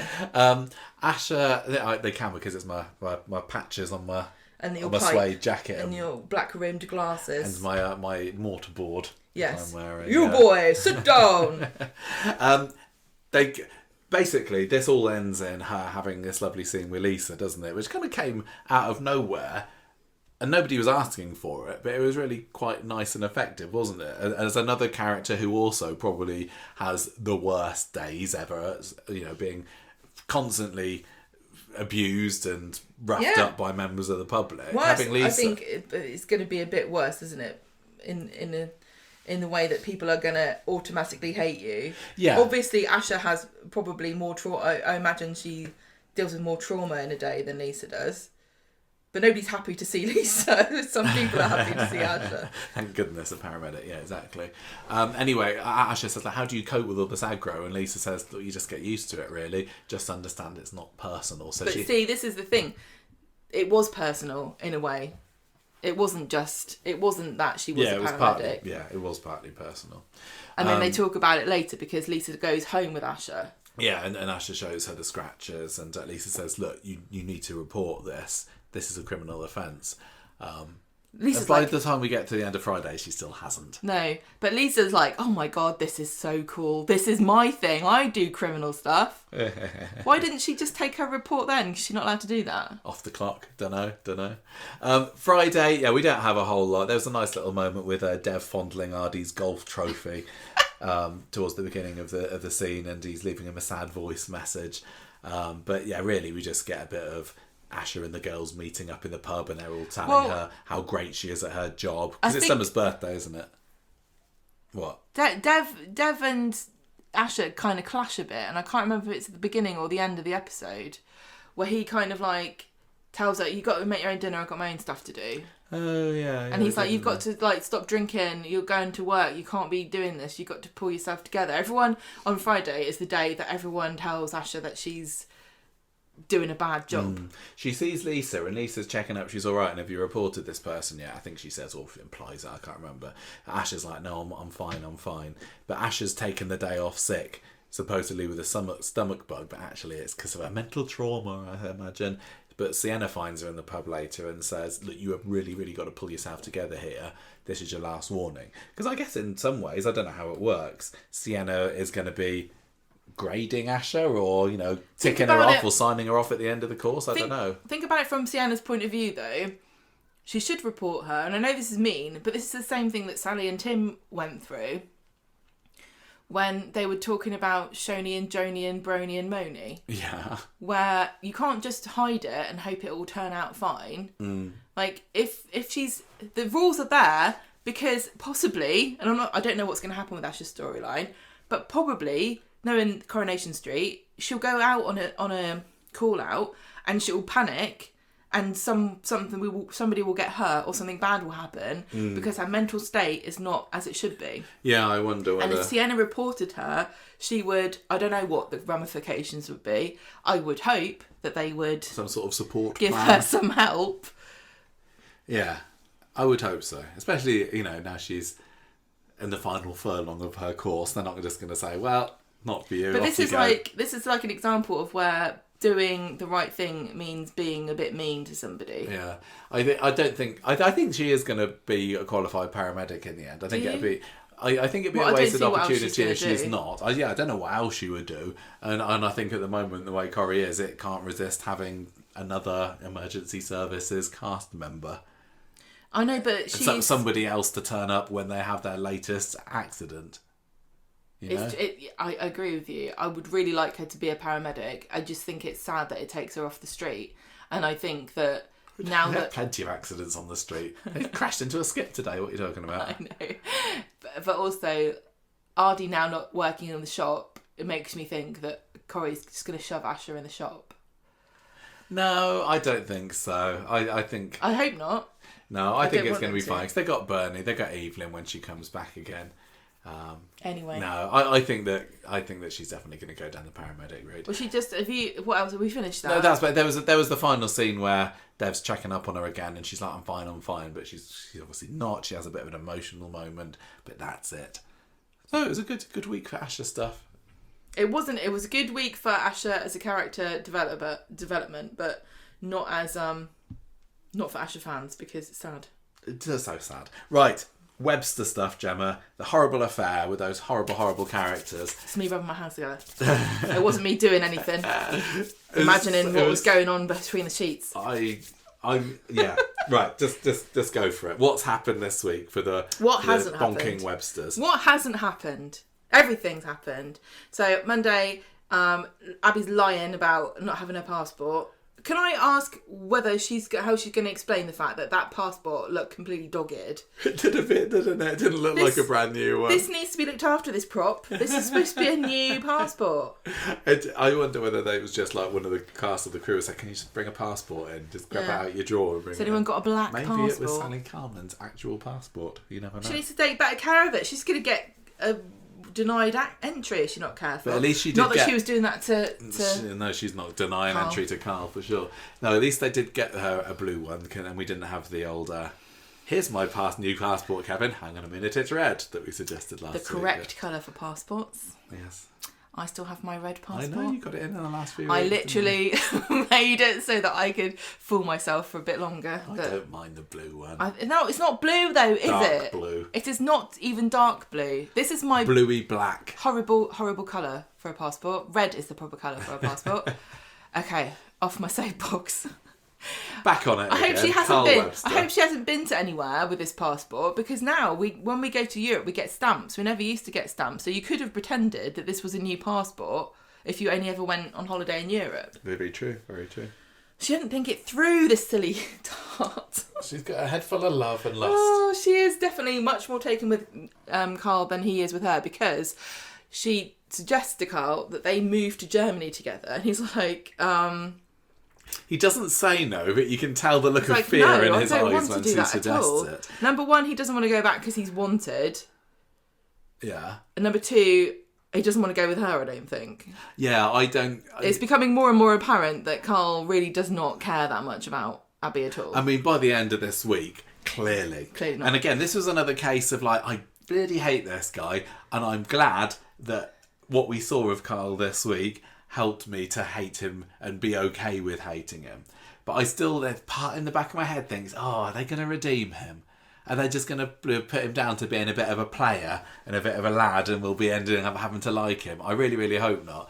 But I think surely, he can't stay on the show after this week. What a mucky duck. What a horrible, mucky dog he is. And this has, left... I would say poor Abby, but I'm still not feeling much sympathy for her at the moment, as much as I'd like to. But I said last week... I do want to give her a bit of a shake. Yeah. But yeah, this has surely been like... Carl and Abby are not going to end up and have happily ever after together, so I can breathe a sigh of relief there, I guess. So he's like, well, you're going to have to learn how to speak German. And I would just make that a requirement and wouldn't move until she learned it, because she knows she's never going to learn German. And it says, what about Tracy and all the blackmail stuff? And she says, don't worry, I'll talk to her today. So she goes to meet Tracy in the cafe and says, sorry, I know it's terrible what I've done. I love Kevin, but my heart beats faster when I see Carl. Please don't make it any worse. I can't decide what her feelings for Kevin are at the moment, because she was saying to Tracy that I do love him, and maybe she was just doing it to try and get her on her side, but she has said, I'm sure, to Carl, I don't love Kevin anymore, hasn't she? Well, she said that to Carl because Carl will get jealous. Yeah, I guess so. So does she still love Kevin? I think it's possible to be in love with somebody. Her behaviour in recent weeks really kind of stretches the limits of what is acceptable when you supposedly love somebody else. I mean, look, she's not even... Yeah, like I said, she abandoned Alfie just so she could have a couple of extra bunk ups with her brother-in-law. Such tarts. I know. He's a dog. Yeah, they are both as bad as each other. And I'm going to say, with the big reveal on Friday's episode, Abby has got it coming to her. And I want to see her find out. Yeah. And tarts and dogs and don't she can have a cry, because she's very good at crying. She can, yeah. And then I will say, okay, Abby, come back here. You'll be my friend again now. Don't do it again. I like you again. Okay. That's what I'm hoping is going to happen, because I don't like not liking Abby. Really don't. Back to you. Tarts and dogs. Yes. Don't go together. No. Because the dog gets sick and the tart gets hairy. So they don't. You should always look out for that combination. So go back to number one. Tracy says, look, I've got something in common, because actually I had exactly the same story. I don't know if you know this, but they keep recycling them. I went out with this guy called Tommy O, and he was so sexy and exciting and dangerous, but it didn't last. you know, maybe you go to a foreign country and live there and pretend you're going to learn the language like I did. And maybe it's Germany and maybe it's Spain. What's the difference? She says they keep on recycling these stories. You know, this happened with Tommy O, now it's happening with you. It is also a little bit, last year we had a surprise about Carla's sexuality, and earlier this year we had a surprise about Theo's sexuality. But I'm sure they wouldn't do that again, though. There's no more surprises. Don't worry about it. No more sexuality surprises for sure. Right, so I thought that the scenes with Tracy was quite nice.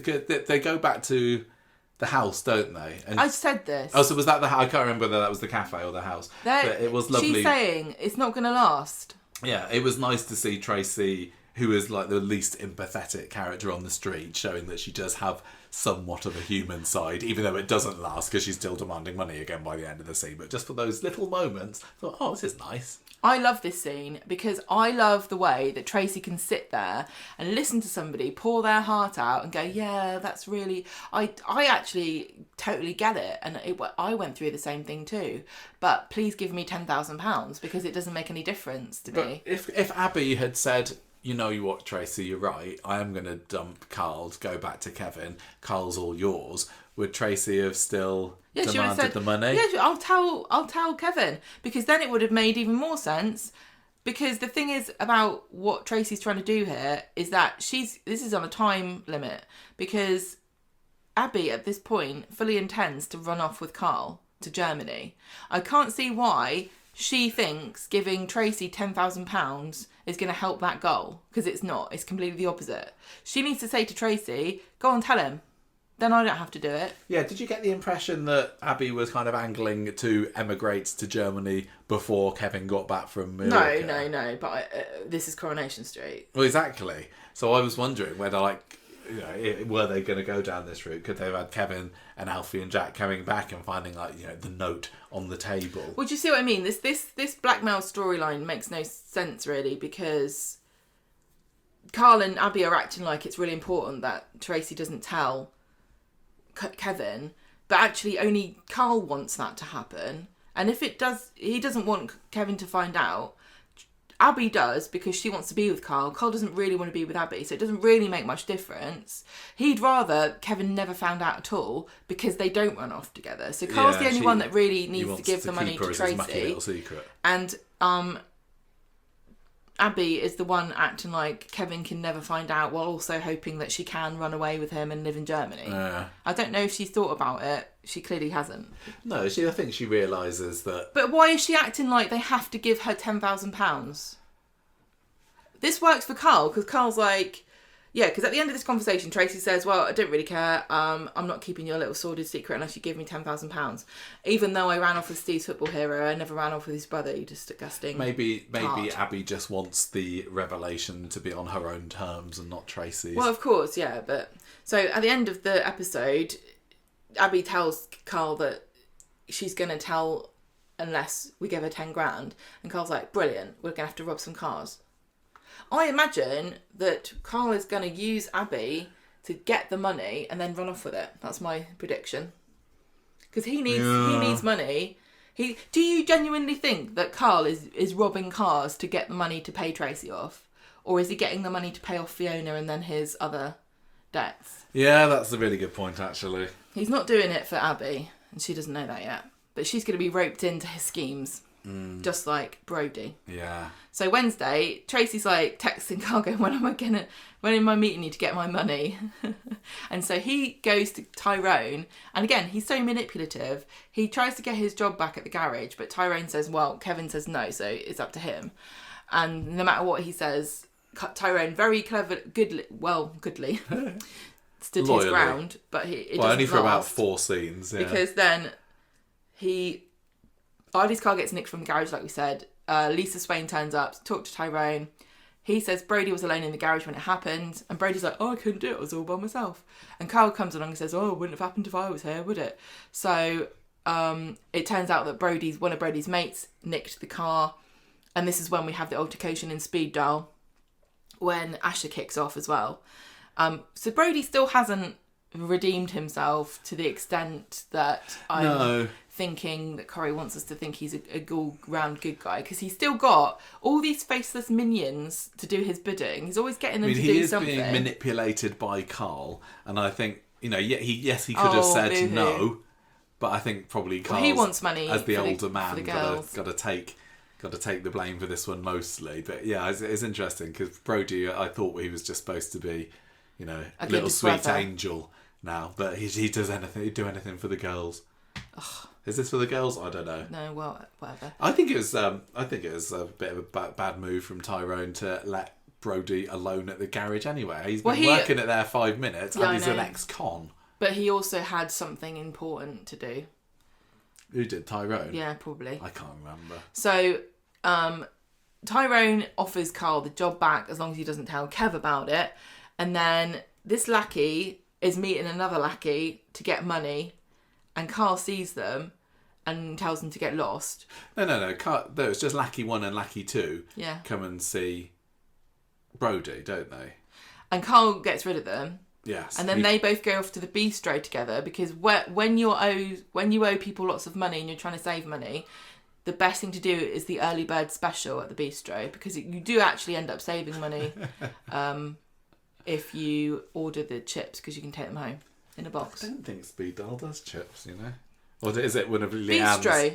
Oh yeah, no, sorry, it was Bistro, not But Speed Dial, I think you'll find they do chips, because Leanne introduced loaded chips or something, didn't she? Did she? I can't remember. In that menu that she get. Okay. Anyway, Brody's like, I'm done with this. Carl says, don't worry. Don't get idiots to do it next time, though. I could tell you the same thing, Carl. Friday. Abby's getting ready to go. Carl's getting stressed out from texts from Tracy. And he also gets jealous that this was the most sickening part. I know that I have not really said anything that bad about this storyline, because you've been saying it all, and I think it's funny to hear you go off on one. But this really turned my stomach when Carl had the audacity to be jealous of Abby sleeping with her husband while they're having an affair. Yeah, and she says, "Oh, don't worry, there won't be any funny business." No, that's not funny business. That's God's appointed business that you're supposed to do according to the Bible as husband and wife. Yeah. Oh. So she's like, no, I won't sleep with him. I know it makes you jealous. Let's have one more lunchtime bonk. Oh, God. Meet you later, love. So Tyrone brings Ollie's car to the garage. This is the guy who crashed, who is Dee Dee's client, fella. Who says that he had a dodgy MOT. And we had been assuming that this MOT was done at Webster's, but it actually is another garage that Fiona works with. It's still part of the story. Does anyone in Manchester or Salford or Weatherfield have a genuine MOT at this point on their car? So he wants. They need the police have said that we need another garage to look at the car, because Ollie's claiming that the brakes were shoddy. We can't take it to the same garage because they're the ones that did the MOT. They're clearly not going to say that they did a botched job of it. So can you, as independent third party, inspect the brakes to this? And Carl's like, I'll do it, because he's obviously wants to say, yeah, they're fine. Yeah, but he doesn't get the chance. He tells Brody that this is another garage of Fiona's. Yes. So when Dee Dee comes round and it hasn't been done yet, Carl's out because he's bonking, and Tyrone says, well, fine, I'll do it. And I don't think we do find out. So Abby and Tracy then have another showdown in the street, and Tracy's like, sorry, it's expensive to get divorced, you're going to find this out soon enough, give me my money. And Abby calls her a spiteful bitch who's going to end up sad and lonely. And then she says, nobody wants you, and Tracy says, Carl does. Yeah. And then she tells Abby that she and Tracy and Carl had a kiss. You're getting your names wrong like me this week. There's too many people shagging around. Yeah, she's saying, because Carl had said to Abby, Tracy tried to come on to me, but I pushed her away straight away. But we knew that there was a definite reciprocated snog there, wasn't there, before he started claiming that he had tummy troubles. And yeah, so Abby's like, no, I don't believe that. But she was telling the truth. Yes. And also, Tracy looks really sad in this scene. Yeah. So Carl goes back to the garage and finds out that this MOT's already been done, or this check has already been done. And Tyra's like, yeah, it was definitely the brakes were shot. It's a dodgy MOT. The police are going to be all over it. Yeah, so Carl's now concerned because it's just another fire to put out and another opportunity for them to come sniffing around all the dodgy MOTs he's been doing. This is all a bit weird, isn't it? Because you would know if your brakes were dodgy, and the MOT, you're not supposed to just wait until your MOT for all your problems to be solved with your car. I don't know. Well, okay, it doesn't matter. The police is going to be all over it, he says. So then Abby and Carl are at home, and Abby's about to leave and saying, "Oh, Tracy said that you snogged her," and he's like, "No, I would never. I'm not interested in anyone else. I love you." And she's, "Oh, I love you too," and all this stuff. Yes. Okay, gross. So did she? Yeah, I think that she definitely has fallen for him. I think that she. Oh, she's completely head over heels. She does love him. Yeah, it makes me sick to think about Abby loving Carl. But yeah, he's just saying it, isn't he? He's saying what's going to keep her sweet. Okay, so this is something good news for you though, because the fact that Carl isn't actually in love with her and he's just playing her and he's cheating on her as well, it then changes the dynamic of this. And you know... Oh, yeah, totally. ...that Abby is going to get her revenge on this guy. I am very relieved by this week's twist. And so... Because she's going to have his knackers off. Yeah, and she's going to redeem herself, hopefully, and realise that she's been an idiot. But, I mean, is it forgivable? It's down to Kevin to decide, isn't it? Yeah, the damage has been done, but at least she's going to find out, and I will certainly be on Team Abby when she comes a knocking for Carl with her rusty shears. Yeah, go on, chop him into bits. So Carl goes off to the pub, doesn't he? And this is when James is subtly inserted into the scenes. That this is come to a hot and sweaty personal training session. This is the bit where I was like, that theory is going to come true. James is a randy little bugger. This personal training. This James. I don't know what's happened to him in London, but I am seeing literally no evidence of old James Bailey in this one. He really, really comes across as a totally different character. It's because I said he gave me children's TV presenter energy, and he didn't like that, so now he's been shagging his way around Weatherfield. Well, I don't know what Philip Schofield got up to with Gordon the Gopher in the broom cupboard. I never said he had children's television presenter energy, even though he was one. Okay, the aura was off. Anyway, so this is not the first person that James has propositioned with his personal training, because he went on with Todd. Have you seen him offer it to a woman yet? That's a good point. Maybe he has. Just ignore that. But it'd be funny if he didn't. Do you think? Now let's take the stance of. Is he just a gigolo? Is this all just a front? Aggie would be upset by James's behaviour. Disgusting. I think. Now let's put ourselves in the shoes of somebody who wasn't spoiled by the James and Carl twist today. Right. Would the twist have been better or worse had James not appeared in the episode until the bedroom scene? I don't know. I can't. Because he was giving Carl a bit of a look, wasn't he? He was, yeah. And he went over to Carl and was like, "Oh, you haven't done your training session." And at that point, I was convinced that they were going to be at it. But I was thinking, "Oh, are they already having an affair?" Because Carl says to James, "Oh, what's your name? James, isn't it?" And I thought that was all kind of playing along with that. I don't know you. What's your name again? But no, it turns out that it's not that. But yeah, when Carl leaves the pub, James gives him a bit of a look. And I think it would have come as because they wanted this to be, I thought they wanted this to be a wham, you didn't see that coming, did you? And I think that would have been even more effective had James not appeared in the episode at all, because there might have been a small number of viewers who looked at that, just those scenes, and was like, oh, I reckon something might happen there with James and Carl. And then when it was, they were like, oh yeah, I thought that would be happening. Yeah. Or maybe they were like, yes, I was right. But yeah, I think it would have been more effective had James not appeared earlier in the episode. That's all I'm saying. Now, when James kissed Todd, he didn't know that Todd was in a relationship with Theo. Oh, I can't remember. And when he found out, he was like, oh no, sorry. So I think that he's going to be really upset when he finds out that Carl's been having it off with because Abby. I forgot. When I was watching today, I was like, James, he's going out with Abby. Like, oh, of course, he doesn't know that. No, exactly. So yeah, James is just, taken him to bed thinking he's a young, free and single man, and that's what Carl's saying that he is. So I would hope that James wouldn't, but then equally, James is like, you're having an affair? You've obviously got no morals, have you? Well, I'm gonna who's he disappointing here? Is Carl? If Carl knew that if James knew that Carl was secretly having it off with Abby, would he then think that Carl was off limits? Or would he not care? I'm making this more complicated. Would he have... I don't know. I don't think that he would have slept with Carl if Carl had been openly dating somebody. Okay. But would he have done it if he knew that Carl was secretly dating somebody? Well, he's not a Christian. No, he's not. So he has actually. no morals then. Yeah. What would Dee Dee say about this? No, I think he's a fundamentally good guy, and I think he's going to be upset when he finds out that Carl is having an affair. Yeah, because he's not just he's not done anything. Who hasn't? James. No, he hasn't. He's not done anything shady. Not technically, literally. What do you mean, not technically? But it's funny because he's... It's not technically. No, okay. He's still... So in that case, then, I can't remember what they say afterwards. This is so stupid. Does Carl kind of imply to him, this is a secret, don't tell anybody? Or is James going to be, seeing Carl in the pub next week and say, all right, mate, hey, he's a good shag, sort of saying it to Ed. Oh, my God. It's like, oh, my God. We sound like two people trying to read rules off of an RPG that we've never played before.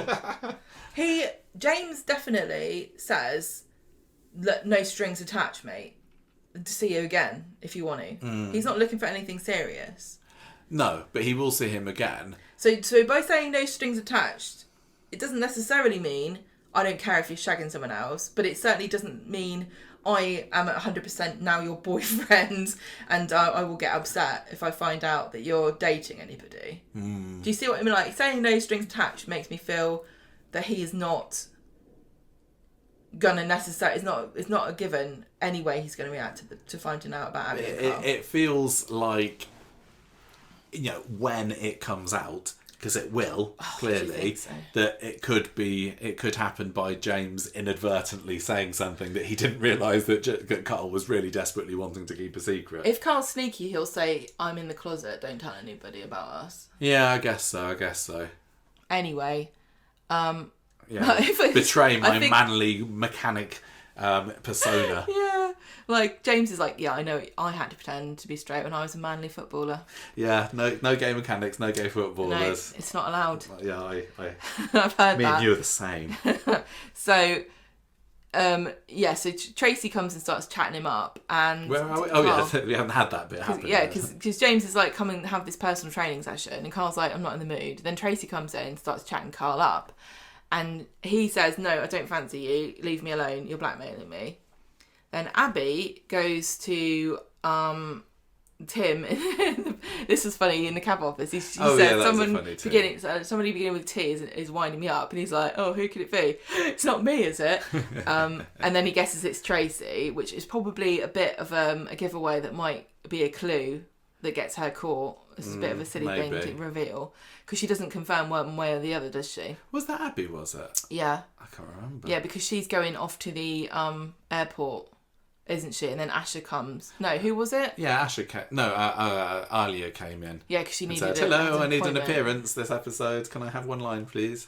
So, Carl has a go at Dee Dee in the pub for not telling him about the car because it's made him look lazy. And James tells him to back off because what is he moaning about? Yeah. I don't know at this point what he's going to achieve by moaning at her. Again, I wondered whether that was all part of the ruse. But there was no ruse. There was no ruse. No. They obviously then got chatting because it obviously turns James on when you slag off his sister. I wonder how it happened because it was a little bit like when Carl took Tracy out the pub a couple of weeks ago. And we'd said at that point in the podcast, oh, what happened when Carl took Tracy out and then he turned out to be in bed with Abby? But it was later pointed out to us quite correctly that there was something in the dialogue with Carl saying that he'd binned Abby off. But yeah, how did they go from that to sleeping together? Like, James gave Carl a look as he left.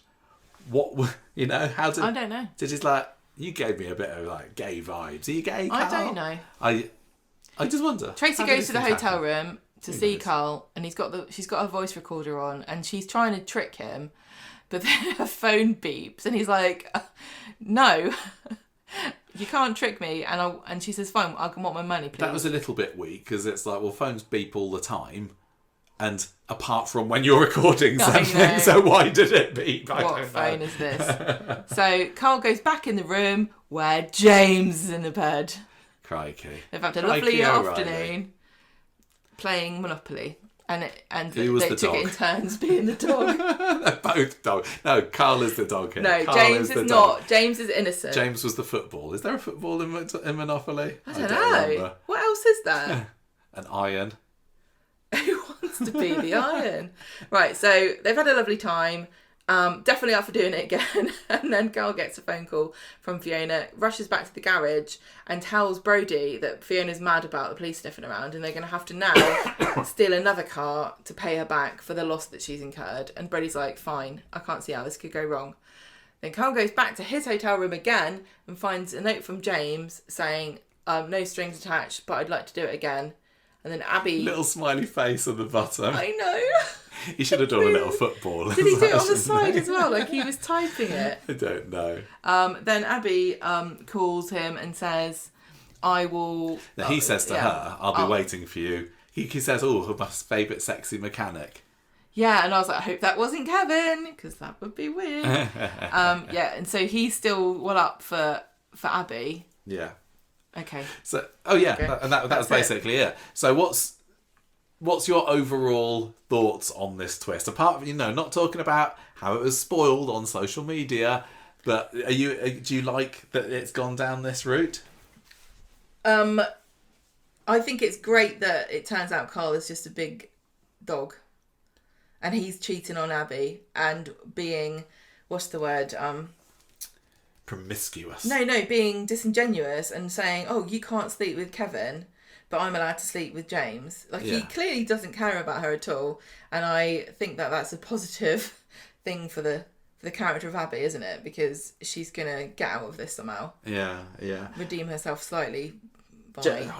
Carl just can't. He can't redeem himself. Although he is, he's technically single, isn't he? Like, he's not in what is he gonna couple say? Relationship with Abby. When Abby finds out how is he gonna say this makes sense? Is the interesting bit to me. How's he gonna justify it? I don't know, and I wonder how much of a thing that they'll make about the fact that I didn't know you were gay, or sorry, you were bi, because they didn't go down that route with Carla particularly, did they? Like, everyone was just very accepting straight away that she's seeing a woman now. Are people...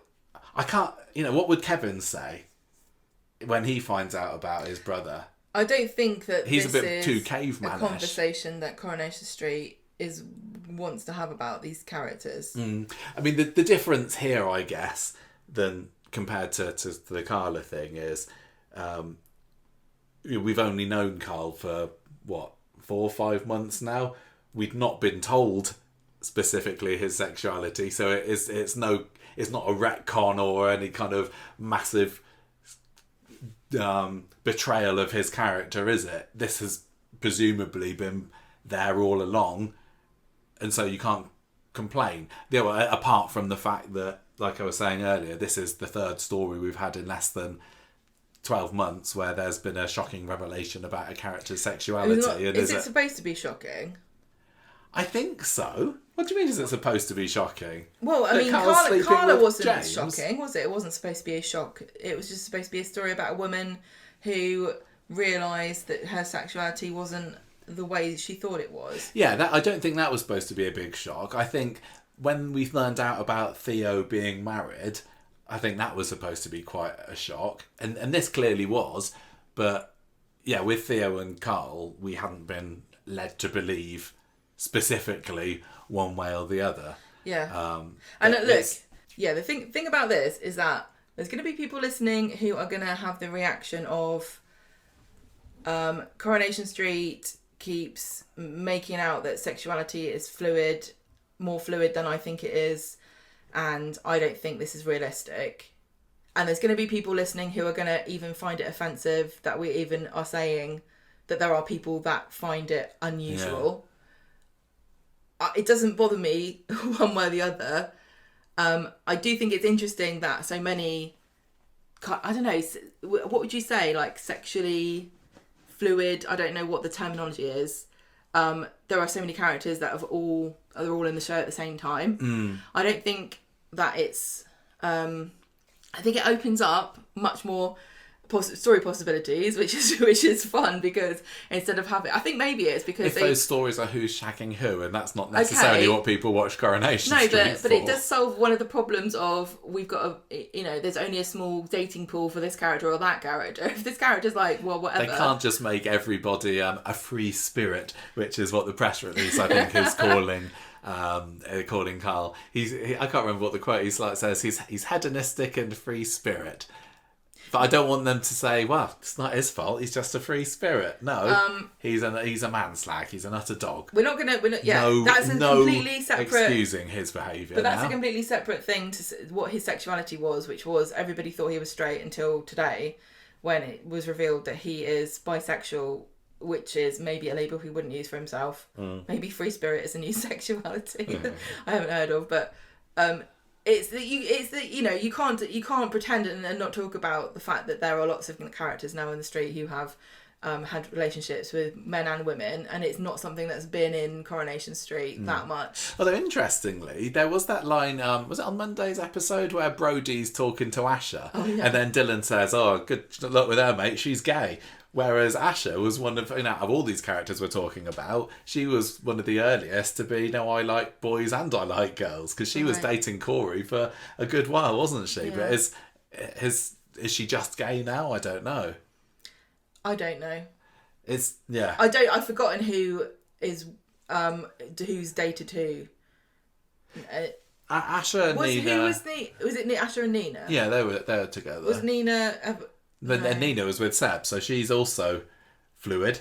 I don't know. The terminology is going to be different for every person. And I think that once Carl gets rumbled to Abby, he just needs to say, "Abby, love is love. What can I say?" that excuses him.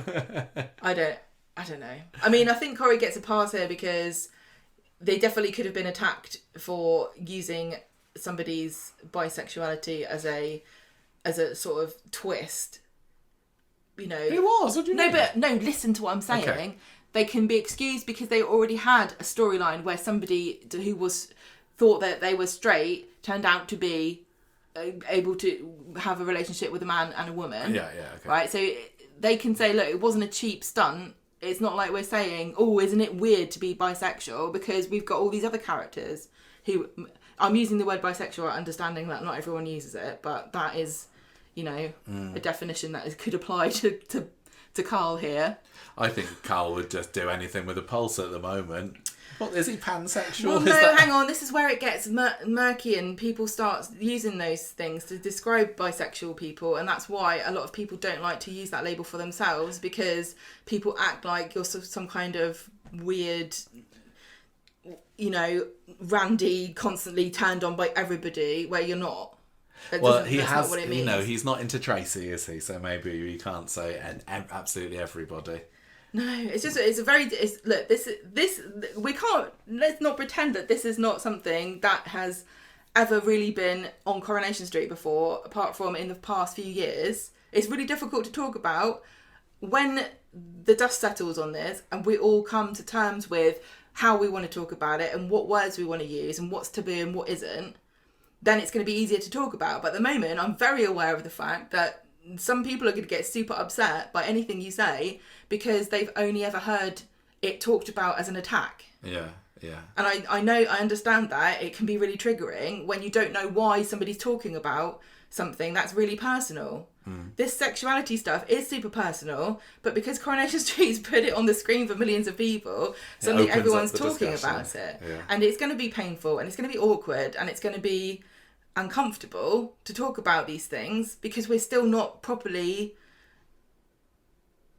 at a stage where everyone agrees on even the words. Even the word bisexual, to me, it felt like a very neutral term that we were always taught when we were kids. You can be gay, you can be straight, you can be bisexual. And some people really hate it, and lots of people don't use it because it's got a stigma attached to it. Yeah. So until this all gets hammered out, you know what? Another thing, in about 3 years' time, when I listen back to this is going to be really cringe and embarrassing, because I'm putting myself on the line here, talking about things that probably are going to be not the right way to talk about it in 3 years' time. Yeah, I know. But we can only talk about it from where we are now. And when you listen back to old episodes of Conversation Street, we definitely say things then that we would never say now, because our understanding changes. But you can't get mad at people for trying to work through something and trying to come to an understanding and a consensus. Yeah. I'm very curious to see where this goes now. The story which I had really just not liked any aspect of, and I still wish that they hadn't done it, but for the first time, I think now, since this whole sordid affair kicked off, I am very curious to see what happens next. Are you bi-curious? So in that sense, I guess Corey's done a good job. I think that Carl probably thinks of himself as some kind of sexy scamp like Jack. Captain Jack from Doctor Who. He is like who was after everybody. I hope he's not quite the same as him, because I want somebody to bump him off and him not come back to life again. I wonder what his future is on the show. I think he's going to go off in disgrace and come back at another... He's got to. He has got to he's go too back in important disgrace. as Carl Webster. No, I don't think so. Really? I think that, no. I mean, we had, what is it? Ken's son and grandson, they came into it for the 50th, and they threw Ken's son under the bus, didn't they? Lawrence, is it? So just because he's got the name Barlow attached to him, and Webster certainly doesn't have the same clout as that. So I think that it wouldn't surprise me if by this time next year, maybe earlier, hopefully earlier, Carl Webster is gone, never to be seen again. I can also just imagine this all coming out in the pub with Sally and Tim listening to this meltdown as the Websters find out that Carl's been shagging James and Abby, and Kevin going, "Oh my God, I didn't know you were gay," to Carl, which he clearly isn't, but I don't think Kevin would have the vocabulary. And then Sally going, "My neighbours are lesbians." She'd just be jealous of Kevin having a bisexual brother. Think Sally would be like, "Can I claim him as another acquaintance of mine, on the LBC? My very good friends, my ex-husband, my ex-husband's brother is gay. My ex-brother-in-law. Yeah.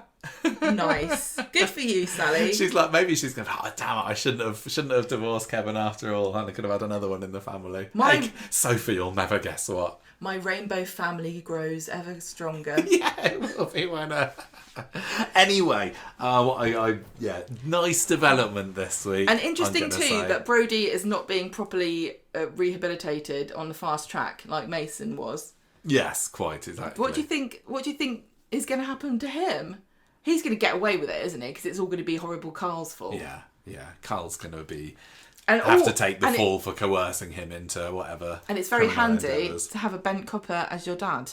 Well, yeah, quite exactly. I think that Kit's, because I can't remember where they're at the moment, because I really, really don't care that much about the current state of Kit and Brody's familial relationship. I think probably Kit doesn't want. No, Brody doesn't want anything to do with him, maybe. I thought they were friends. I don't know. But anyway, if Brody gets himself into trouble, which I think he just might do, having Kit there to turn the aside and... But the thing is that Lisa Swain's involved now in this car theft. She's involved in that. No, but this is going to be interesting because Kit is obviously going to be trying to hide things to protect Brody, but Lisa's now involved in sorting this out, because not only is she involved with the car theft, but she was also trying to sort out the MOT thing.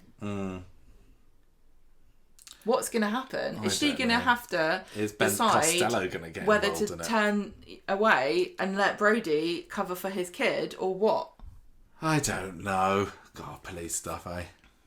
Let's have a relationship story that doesn't involve that. It's the Undertaker under the thumb story next, which is another I'm glad that we hated Theo straight away story, because it is like both of these. I mean, we've not really enjoyed these characters, Carl and Theo, but at least we were right to not like them all along. That's what I'm taking away from this, because Theo gets worse and worse this week. It's mostly this week's story is about him. Distancing Todd from his friends and family, starting with Billy. Oh yeah, I got that thing, didn't I? What did I do with it? that I had that relationship thing, didn't I? I don't know what you're talking about. You find that. I'm just going to do a quick synopsis of what's happened here. So Gemma invites Theo to her birthday party on Monday, and she said that Todd's already agreed to come. So she says, "Oh, isn't it great that Billy and Todd are so close?" And Theo asked us, "Oh yeah, it's great," through gritted teeth. But back home, Theo says, "Right, Todd, we're going to have this amazing tea tonight." What is it? They cook aubergine curry or something like that. Because he tells Todd he's getting a bit of a tum-tum. Yeah. Yeah. Horrible. As am I. I'm definitely pudgier now than I used to be. I need to do something about that. But, oh gosh, I can't imagine. Yeah. So that hit hard. So that did. Made me really reconsider my own dining choices. Well, you still won't eat aubergine. What did I make? Gemma yesterday made me eat a fruit skewer. I made you eat it. You I did. made you. You're just like Theo. You said, "Michael, you're getting fat. Eat this fruit skewer." I did say that. Yeah, I did. I'm not the world's biggest fruit fan. That's not true, just for the record. All I say is, if you got your strawberries, you got your apples, you got your bananas, and you got your grapes, what more do you need? That's your classic combo, That's your fruits. You don't need any more fruits. But Gemma's like, "No, you're having this." So I said it would be really. We need to be healthier, and this is delicious. It had. Was it have on kiwi, pineapple, mango, and watermelon? None of which I would I really gladly forgot that you wouldn't myself. Eat any of those. I really forgot that. Yeah, but I did. I ate 2 skewers of it. And Gemma videoed me taking like trepidatious nibbles of the kiwi. You did sound. I'm not going to say. I think the kiwi was probably my favourite part of it, to be really? Honest. I thought you were dying. No. Like, I think if I could rank them... Sorry, we'll get back to curry in a minute. I know I sound like an utter baby with this. I'm not making I wasn't made to eat a variety of fruits when I was little. And therefore vegetables. And therefore I don't have a wide range. But I think to rank them, I think I probably enjoyed the kiwi the most. Good. Then I'm going to say probably the watermelon, because that was fairly bland. I love watermelon. And I could eat it without having to taste too much. Why don't you like the taste of fruit? I do like the taste of some fruits, just not these ones. All right, okay. And then what was it? Pineapple and mango. Mango's a tricky one. Yeah, I think probably that was my least favourite. The mango can very often not be that good. Yeah, but I really am not a pineapple fan, and then mango is after that. So. I know lots of people listening to this will also be quite fussy and nobody's as fussy as me. I know I'm so fussy. There are plenty of people that don't eat. It's just probably good for you to try to branch out. But also, like Theo, you do sometimes foist aubergine on me. No, it was a courgette. It was courgette, wasn't it? What did I do to make you eat a courgette? Sometimes you say we're having courgette. And you can eat it because it's healthy. It's totally normal to have. I know. Luckily, you don't share any other traits with Theo. I love cooking and I love eating things, and I grow fruit and vegetable on my allotment, and you don't eat most of it, and it really breaks my heart. The tomatoes and so and the every cucumbers. so often I might put a courgette in something. I just remember having a really, really horrible courgette dish that my mum made me when I was very young. What was it? I don't remember. I think it was just plain courgette. And it scarred me. What did she do to you? I don't know. Anyway, look. I'm sorry. It makes me feel bad. Theo is telling Todd, "What's that? Oh, I didn't know you were going out with Billy, but I've made you this lovely veggie thing, and you've got a fat tummy. So come on. You shouldn't eat naughty food when you're fat." No, and then he burns his aubergine. It was aubergine, yeah. And Todd takes the bait and says, "Look, fine. I'll bin off seeing Billy and Gemma. I'll stay with you." And they say we'll have a takeaway, don't they? So we'll have this probably something very fattening. Wednesday. Eggplant. No, don't say that. Wednesday.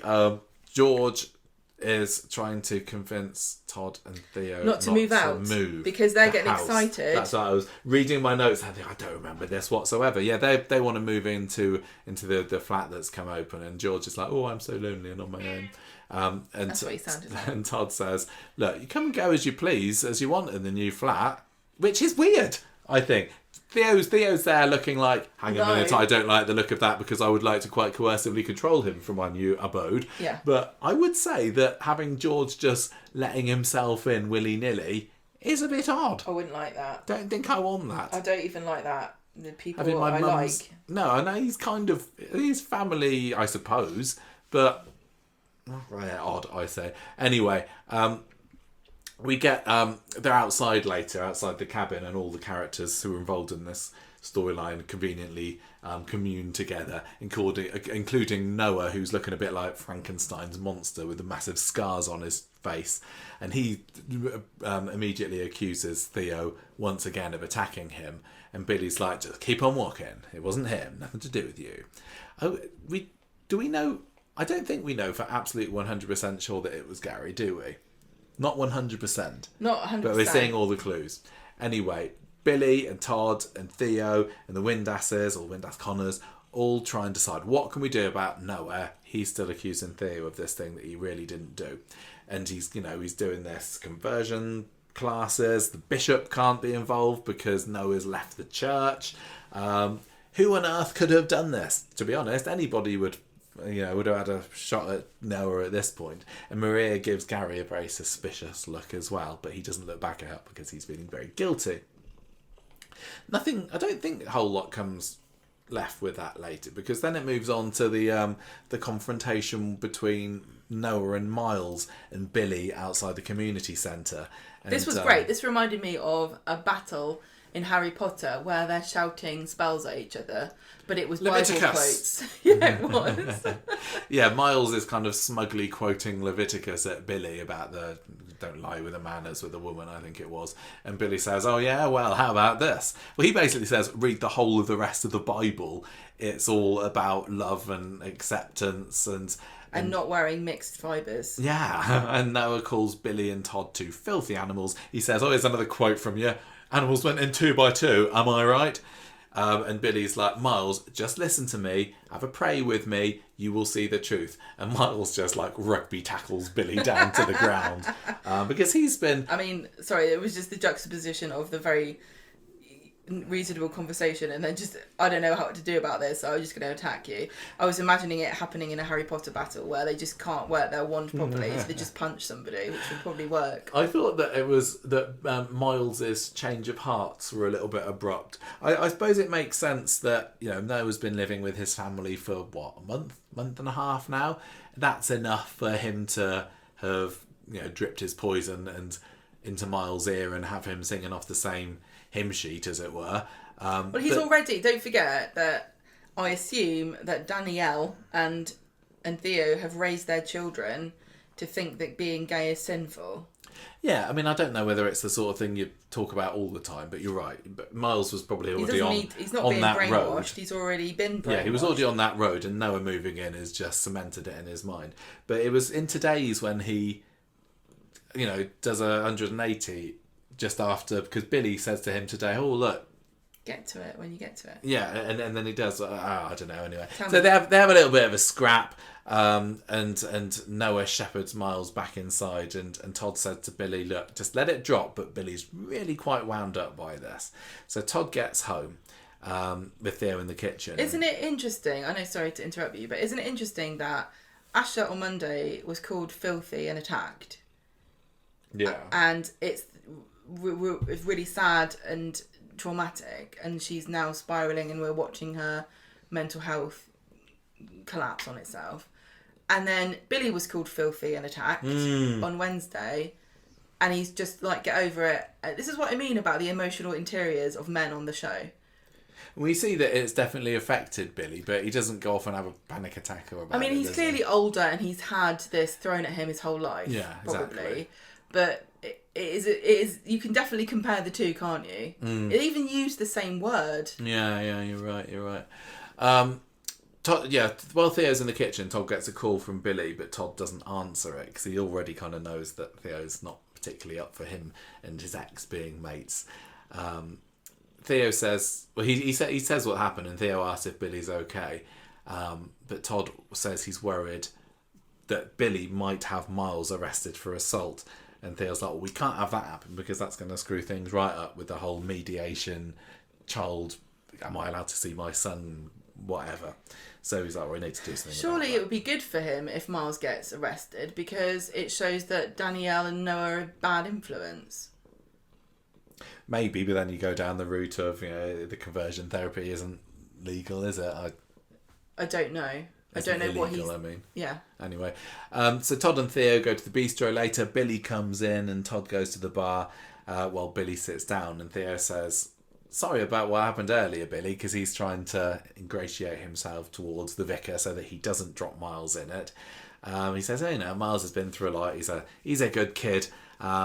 Just need a bit of tolerance and understanding, really. Like Jesus would do. Exactly. So that's kind of left there. And then we also get the extra scene where Maria is... So she just accuses Gary, doesn't she? Or she asks him straight, did you beat up Noah? And No. he says no, and she pushes, and he's like, look, we both know what he is, so let's just drop it. And that definitely seemed to be a way of saying... Doesn't matter. We don't want to open up this can of worms, do we, Maria? You're better off just not knowing. Which is a little bit controlling from Gary, really. Oh no, where's it going to end? Yeah, I don't know. I was ashamed we didn't get to see a bit more of their side of things on Friday, but it's no time because this is round 2 between Billy and Miles in the first scene of the episode, where he sees Miles in the street and says, look, let's just talk about what happened yesterday. And Miles is like, no, I don't want to talk to you. You deserve what happened to you. And Billy says, I am a bit worried, mister, that you're being brainwashed here. Miles is like, no, what you're doing is wrong. That's it. So I want Billy to ask him direct where's he learned this from, because it's not necessarily Noah. What do you mean? Theo and Danielle. I think it's a mixture, isn't it? It's a mixture. I think Theo is reaping a bit of what he's sown here. Theo finds out that the mediation session's happening next episode, so he needs to kind of up the pace for making sure things are smoothed out between Billy and Miles. And he says... Decides to ruin Summer's birthday. Yes, he does. He's going to go along to the birthday thing later. Theo tells Todd later he's still worried that the kids are going to hate him. However the mediation goes, and Todd says, look, you're part of my family now, so it doesn't matter. He basically says, oh, we don't need kids now. You got me. Yeah. And Summer, she can be your kid. She's anyone's kid. Oh yeah, we've got a new one. But this is when Miles comes to the door and he's all upset and he says, I'm really, really sorry what's happened. And this is what I was talking about earlier. The fact that Miles' complete 180 seems to have come out of nowhere. Like, he was so angrily disgusted by his dad's behaviour, his sex life, his choice of partner or whatever.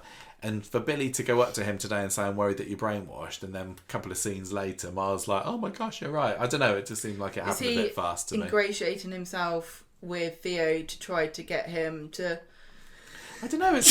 Sorry, bless you. Stop Billy from going to the police, and also... seemed pretty genuine to me. Support him. Don't know. They'll go to I don't trust him. They'll go to the party anyway.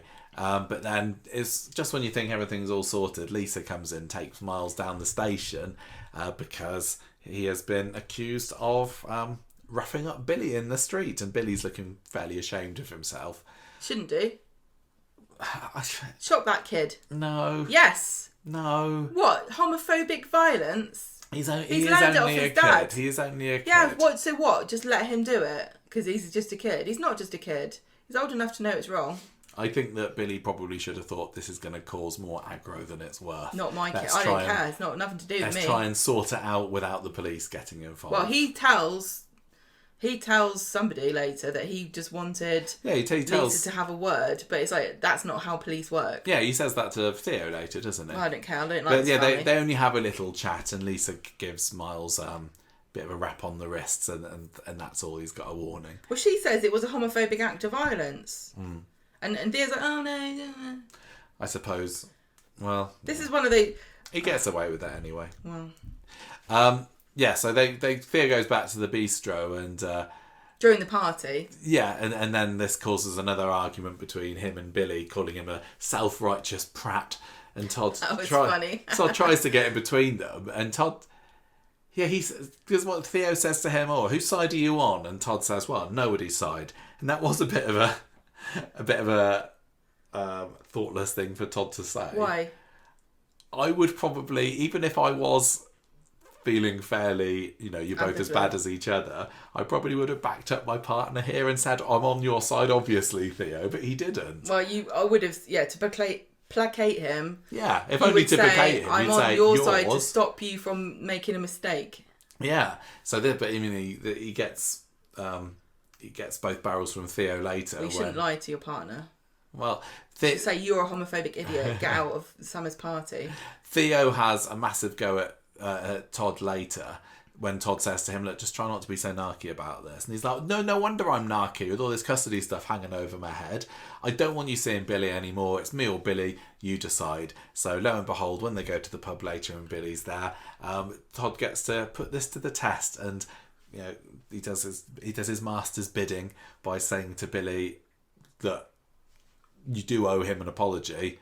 Can you give him to one, please? And when Billy says no, Todd's like, well, don't want anything to do with you then. Stay out of my life. Stay out of my way. Yes. So it's all very textbook coercive stuff, to be fair isn't to it, Todd, he does put up a mini fight and says, I can't just never see Billy again. He's my friend. We've been through a lot together. Yeah, he doesn't completely roll over. No, which is good, but he does, in the end, accept. I wish that he'd see. Well, as an outsider, it's just like so obvious. It really is. That Theo is a horrible man and a really, really nasty piece of work. And again, you can say you like, oh, I think Theo would see it, but you could have said that about Yasmin a few years ago, couldn't you? So yeah, he's an horrible git. So's Carl. At least we've got that. Can I say quickly about this? It's very, very interesting, because there's a couple of Corrie things that link into a programme that we're watching at the moment called The Jury Murder Trial, which is the most infuriating show. It is a Channel 4, this is the second series of it. What's this got to do with Todd and Theo? Let me explain. Oh, okay. If you can watch it, it's really worth it. It's very annoying to watch, but it basically, the premise is they take real life people and they show them a case that's been acted by. It's based on a real event, a real court case, and it's acted in front of them live as though everything is real. And then you get to hear what they think, and as the story progresses through, their mind is changed, and who thinks what and why, because you also delve into their backstories, these jurors, about their own histories with things. Yeah, and why it's made them think a certain way. Yeah, and the story that they're doing in this season or series of The Jury is about a woman who stabs her boyfriend to death, who was being abused, domestic violence, and also a bit of coercive control and everything. And so a lot of the people are talking in the jury to each other about their experiences of domestic violence and abuse. And it's really interesting because I'm seeing some of it in this Todd and Theo story at the same time as Tracy is on trial in classic Corrie for pretending to have been abused by an abuser who was abusing other people, and also Tracy a little bit, Charlie Stubbs. Yeah. So it's really, really interesting to see these three stories like playing out at the same time. The Tracy and Charlie, the Tracy court stuff is really, really good. I don't know how much I appreciated it at the time, but watching it again for the first time in nearly 20 years or so, those episodes are absolute gold. Yeah. And I just watched, I can't remember, is it yesterday's or the day before's, where the verdict is drawn. But yeah, everything with Deirdre and having her knowing that Tracy did it on purpose and then backing out of giving testimony and then going up on the stand but not being able to cope with it. It's absolutely brilliant stuff. So I would recommend, even if you're not a fan of the classic Corrie on ITV3, if you've got access to it, just watch this week's episodes. It's really, really good stuff. The other thing I was talking about earlier was that quiz. I found this website. It's called loverespect.co.uk, and it is from Women's Aid. So it's obviously been designed for women who are in abusive relationships. And I hope that of course, I think they're going to address this, but a lot of the conversation and support and help is for women to flee these coercive control relationships. And there's very little about men, and even less, I think, about men who are in a relationship with another man. So a lot of the stuff that, if Todd ever realises what's happening, a lot of the stuff he's going to find is going to be quite gendered. Yeah. But it is still interesting to me how similar the mechanisms for abuse are in this relationship compared to a straight relationship. So here's some of the questions from this loverespect.co.uk about how to tell if you're in a healthy relationship. Okay, so you have to be Todd, and I'll ask you. Do they ever make you feel bad for seeing your friends and family? Yes. Okay, do they ever criticise your body or the way you look? Yes. What do they think of the way you dress? He hasn't come up with that yet, has he? No, I don't think so. But I bet he'll make fun of him for wearing his... Undertaker's uniform. Do they ever go through your phone to check who you've been talking to? No, but I'm sure it'll happen. I think that will be a development. Have they ever hurt you? Pinched, pushed, slapped, hit, or threatened to hurt you? Definitely the threats. No, he did. He roughed him up outside the kebab shop. Oh, yeah, he did, didn't he? Yeah. Oh, have they ever forced or pressured you into having sex or do sexual things? We haven't seen that. Todd's well up for it at the moment. He's no force necessary yet. What do they do if you mention breaking up? That will come as well. But he did sleep on the sofa that time, sulking, didn't he? Yeah, well, we're only at the beginning of it. Did he make Todd sleep downstairs? He did, didn't he? Oh, yeah, he made Todd sleep downstairs. Yeah, we're just at the beginning of this. I think it's going to be ramping up pretty soon. Well, some of these things are going to be things that happen. I hope that they do a good job with it, because the Yasmin and Jeff story was so lauded, wasn't it? And it feels like it was only 5 minutes ago, but it was 5 years ago. I know. It was a long time ago. 5 years is fair enough. It's feeling a little bit soon still to have the story. But it's the same sex. Yeah, one, it's the same sex one, and then you've got the whole Danielle and family involvement, so it's different. But they're going to have to do a really, really good job with it, because it will, you won't be able to help comparing it to what happened with Yasmin and Jeff. So it's a bit of a risky one, I say.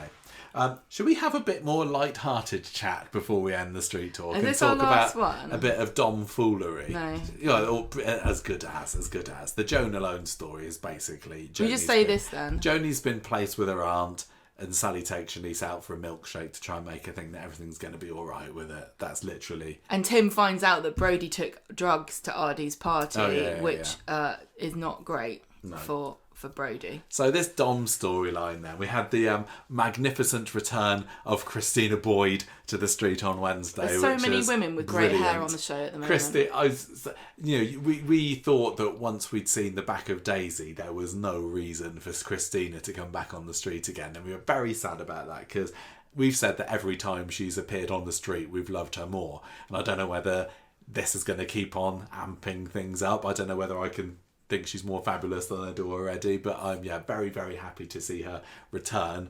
Is this going to be a permanent return? I don't know. Probably not, but I can only hope. Fun fact, this was the cast member that Michael spotted on his camera. Yes. This mentioned. Is the person that we saw when we were in Media City back at the beginning of July, and I think by then we had already heard that she was coming back to the show, so it wasn't a big surprise. But yeah, she was the person who I saw pulling along her suitcase, full of fabulous accoutrements. Probably no was, doubt. And I was too nervous to stop her and say hello, but. Wish I had, but maybe there'll be another opportunity. I love her. So we knew she was coming back. We didn't know when exactly, but yeah, she was. Did you enjoy her this week? Oh, of course I did. She's still magnificent. I'm partly, and maybe I was in this a little bit before last time. I can't remember. What? Somewhat more on her side than I am with Jenny's. Oh yeah. Jenny's being made out to be a little bit unreasonable. Dare I say, needy. At the moment. No, you can't say that. And definitely a little bit unreasonable, a little bit petty, and a little bit childish. And I guess, you can argue, well, of course she's going to suspect Christina when she was scammed by her herself. But I definitely felt, I really did feel sorry for Christina this week when she was clearly very much cut up about Dom's death. And Jenny coming in and pulling open the coffin lid, as funny as it was, I was also thinking, oh, come on, Jenny. You're a grown woman now. You don't do that. And at the end of the scene, I'm just kind of hurrying through the story, really. But that scene at the end where George and Christina are having the nice meal together, I thought they've got quite nice chemistry, actually. And I still don't really see what Jenny sees in George. I don't think that they're that well suited. No, I don't. I agree with. I think it's more the forbidden fruit. But George isn't that forbidden. He Well, said he's hard to get. He said that, nobody ever wants me, so I'm sure if Jenny just actually plucked up the courage to ask him out, he'd probably say yes.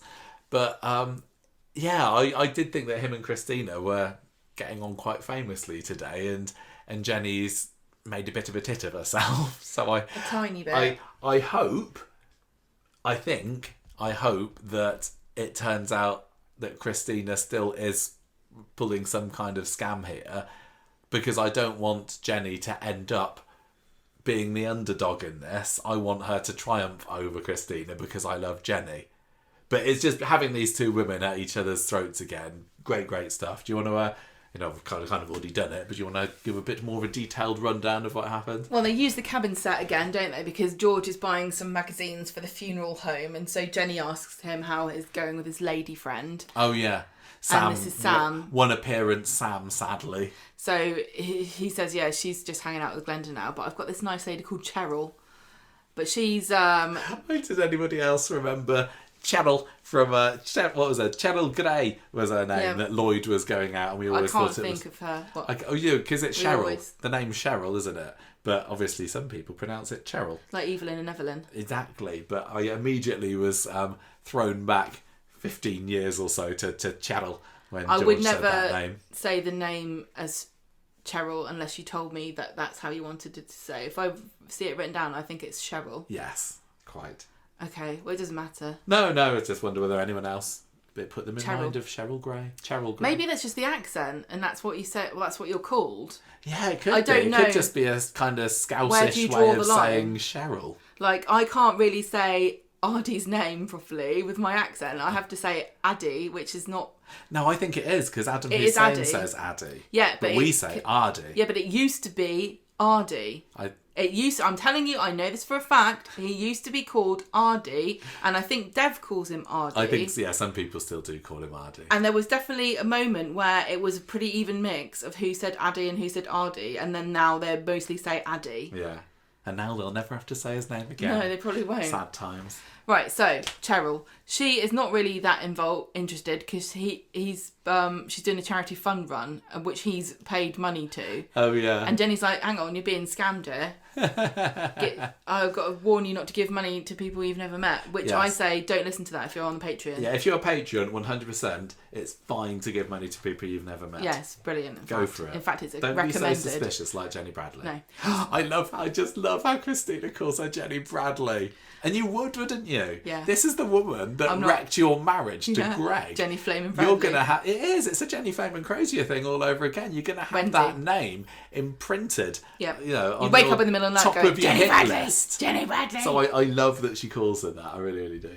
In the pub, Jenny tells Glenda that she thinks George is being scammed, and Glenda's not really bothered about it. But then in comes Christina, and Jenny immediately is kind of like a little chihuahua barking at her, going, "Get out, you're not allowed, you're barred." And she's like, "Oh, wind your neck in," and sails past him and goes and sits with George. So then Jenny goes over and she's like, "Oh, you're the con artist, you're Cheryl. Yeah, you're scamming him." And they start bickering until it comes out that Christina says, "I'm actually here to organise a funeral for Dom, who has had a heart attack and died last week." So he's the guy that was helping Christina and Daisy scam Jenny, and then Daisy, the person who we didn't even realise was an actual real person until he showed up, because we thought that it was just made up. He was flirting with Jenny on the apps, on a dating app, yeah. So Jenny gets embarrassed when it turns out that this is what George says. Yeah, she's come to arrange his funeral, but she's still suspicious. A little bit suspicious. Did you have any suspicions at all that Dom wasn't dead, or did you think, I thought he is, there's no way that George would have a fake body in a coffin. Even Coronation Street can't expect us to think that would happen. Well, I'd seen the preview picture of Christina and George together in the chapel of rest, so I was like, yeah, he's got to be dead. I don't think even Corrie would have us believe that George doesn't realise that the corpse in there is someone else. Well, the thing is, Christina's the sort of character that is very camp, and so if Dom wasn't dead, she would have made a look that we would have known that it was all a big scam. Yeah. Yeah. So she's She'd have crying. twirled that moustache, wouldn't she? What's her name? Amy Robbins. She is so good. I love her.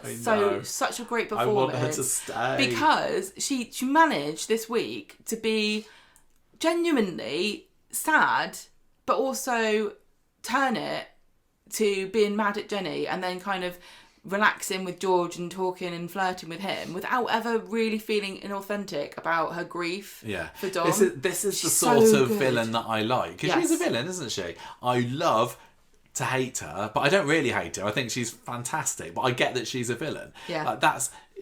Whereas you get, Carl, I just can't like him in any way at the moment. So maybe he just needs to be a bit more camp and fabulous and embrace his part on the LGBTQ spectrum. I don't know. So I also love her with Jenny. Yes. Christina and Jenny together, what a double act.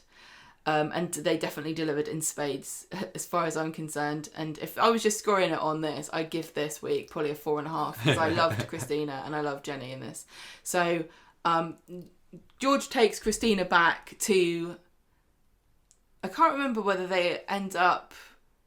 They do end up... Well, they end up talking in the funeral parlour, I guess. Yeah, because she said that she'd organised the meeting at the pub because she didn't want to be in the horrible funeral parlour. Yeah.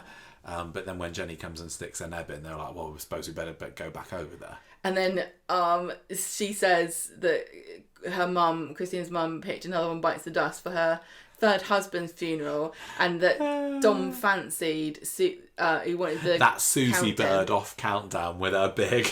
Dictionary. It was great. It was. And then she starts crying, and then she's her lip wobbling when he goes to get her a drink. Yeah, and that is the sign of a brilliant performance because she was. Yeah, and it's also very true to grief too, because it's weird. You feel like you're in a dream because you're sad, but then things break the spell a little bit, and you can laugh about something, and then you're straight back. Then you remember, oh, he's actually dead. But yeah, that moment with the lip wobble, any kind of thought that maybe she is having him on here, instantly evaporated. And I was like, oh, poor Christina. I know, and it's funny too because Dom was a villain as well. Yeah. But they clearly loved each other, even though she would have. I didn't get much. I can't remember. But she would have had him over for money if Daisy had wanted her to. I thought at one point she was going to scam him as well. Yeah, I can't remember. What happened in the end. I just love this kind of two thieves. Oh, because Christina was going to take the money and not give any to Daisy, wasn't she? It was going to be her and Dom were going to run off with all the money together. But I still didn't think completely buy them as a loving couple. They were more just like partners in crime. But I like that. I like that. There are loads of like sexy Hollywood couples where they're two like rogues, and you know that they're bad for each other, and you know that they double cross each other if they could, but they're in a relationship, and it's all you know. Did you find it odd that Daisy didn't get a single mention in this week's episodes? Like, surely you'd bring it up. There wasn't time. Dom's dead. She scammed you, did she? Yeah, scammed me. What a cow. Like, there was none of that. Yeah, and I hope that she does get a mention. You'd think somebody would be like, oi, Christina. Yeah. Although, Daisy only scammed Jenny. She did leave money for everybody else, didn't she? But she didn't leave any money for Christina, did she? Well, no, but Christina thought it was funny. Yeah, she did, didn't she? But in any case, I would have just thought that maybe she would have come up in conversation. You would have thought. She's come up in our conversation at least, and we weren't even related to her. It would have been extra gutting for Jenny if it had turned out that Daisy had been contacting Christina. She'd be so from mad. Bali. So mad. Yeah. Right, so Jenny's speaking with Glenda later, still very suspicious of Christina. And then when Christina comes in for a glass of wine, I don't know if she wanted Coke in it, we'll have to find out. Jenny starts having a go at her again. Yeah. And telling her, why don't you go out with Brian if you're so single? Yeah. So what were you going to say? No, I don't remember. So Friday, Jenny's trying to dig up dirt about Christina online, and she's convinced that Christina's trying to scam George. I don't know what she expected to find online, but you never know unless you look, do you? Steve and Rita talk about this documentary they watched where somebody faked their husband's death and then they dug up an empty coffin. Sadly for Gemma, this is not a real documentary because I think be. that would be on your watch list. Isn't that like the canoe man? I don't know. I knew you'd know something like that. So Jenny starts thinking, I don't think that he had an empty coffin. Anyway, in the cafe, Jenny sees George and Christina texting away and this is what we're like when we're watching Corrie. I love how Jenny's turned into a viewer because she goes, hey, Glenda, come here, look. Christina's texting.